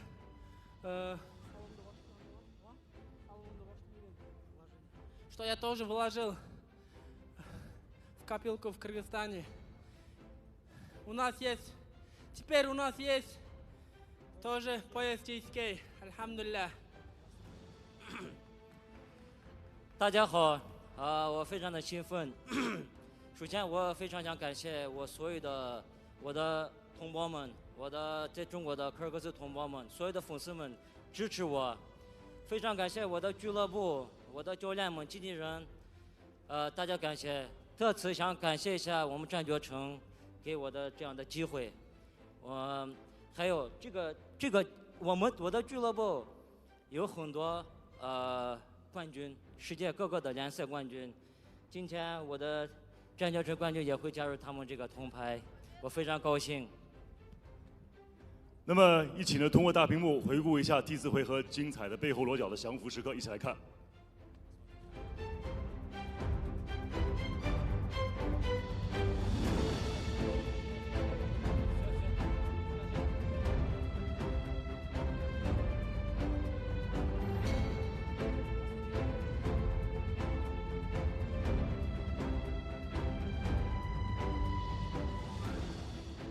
那么特别想问卢斯坦别克的是，这场比赛一共现在就是进行到第4回合，4分28秒，然后呢，最后完成了背后裸脚的终结。你觉得整场比赛哪一个瞬间是决定性比赛的这样一个瞬间？同时赛前呢，根据狼王比多拉、Yeerhali的特点，做了怎样针对性的赛前的部署和安排？同时，这场比赛的比赛走向是否符合自己之前的心理的预设？Он спрашивает, как проходил этот бой, какой переломный момент, вот именно из 4 раундов, когда ты закончил. И какой момент стал переломным из 4 раундов, что ты начал доминировать? И какую заготовку ты делал перед боем над соперником? И все у тебя ли сработало в этом бою? В этом бою у меня не все сработало. Я в первом раунде соперник меня очень удивил. Я думал, легко его повалю, контролировать. Но, альхамдулилля, моя функционалка дал мне хороший шанс. Посмотрите на мою ногу, он как мне мою ногу отбил. Я пожертвовал этой ногой, чтобы делать тейкдаун. Он поставил меня на дистанцию. Если бы он не уставал бы, он бы хороший отбор бы мне дал. Альхамдулилля, но я очень хорошо подготовился функционально. И я хочу сказать, что я тоже драться умею в стойке. Всем моим хейтерам, которые говорят, что я быстро устаю, я доказал. Я доказал, что я могу сделать и 71. Я делал 61, 66, 71. Я сначала вычищу этот 71 дивизион. Здесь вот появился новый король по имени Nurzhanov Rustambek, боец из Кыргызстана. Альхамдулилля, я здесь выиграю JCK, вычищу дивизион, и я пойду за 77 килограмм. Иншаллах, иншаллах. Ла хауля ва ла куввата илля билля. 是的，刚刚开始比赛，没有按我的计划来执行战术。说实话，对手给我带了很大的惊讶。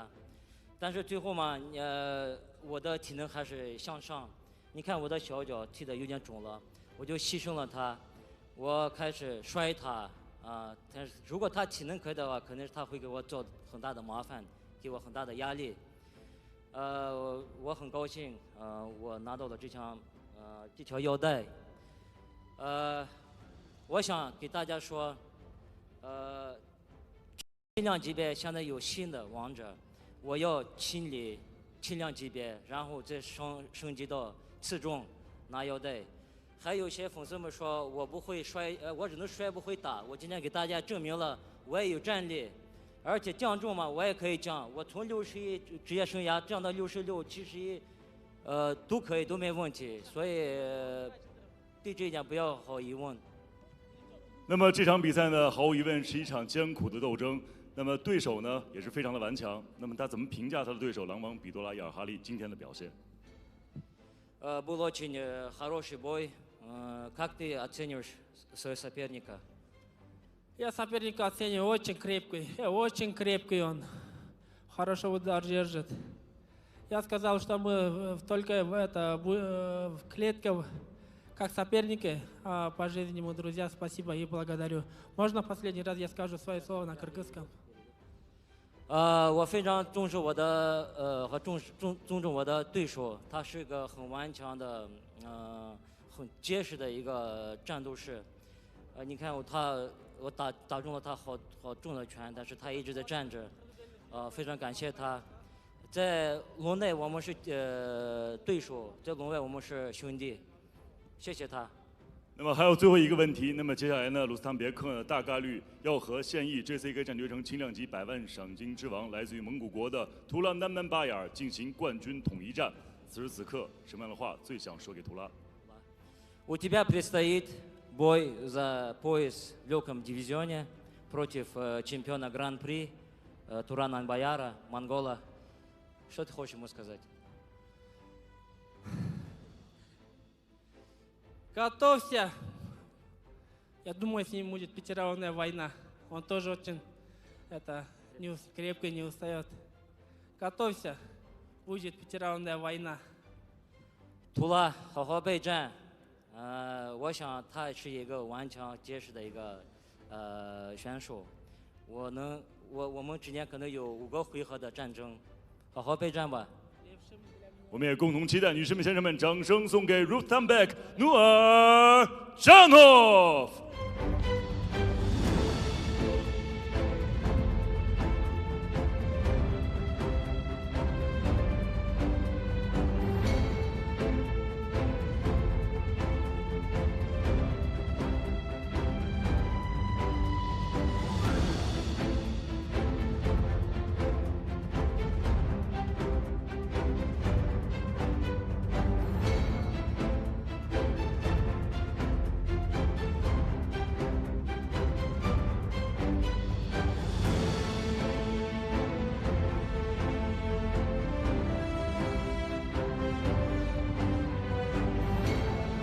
好，再次恭喜卢斯坦别克努尔扎诺夫。那么接下来的时间留给你去享受自己胜利的甜蜜时刻。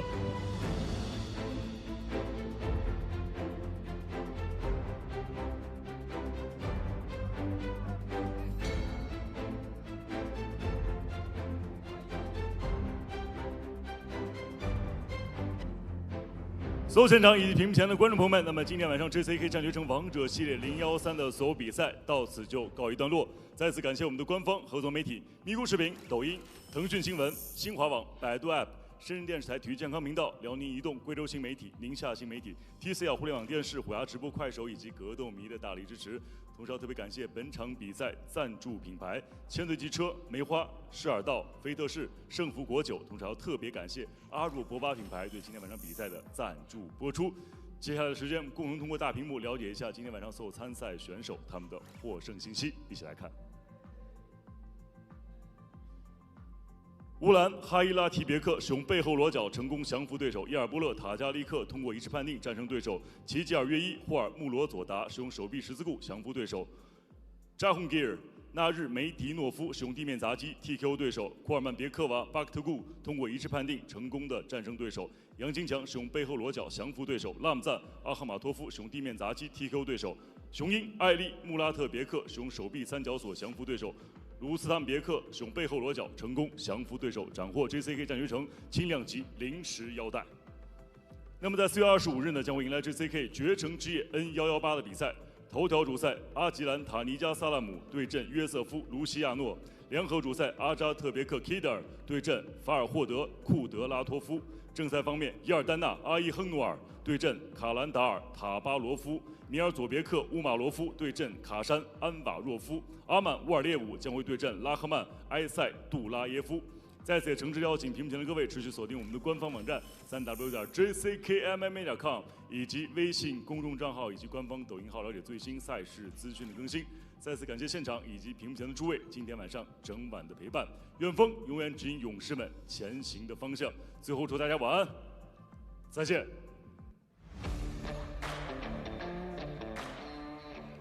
Fight fans, JCK Kings Series number 13 is done and dusted.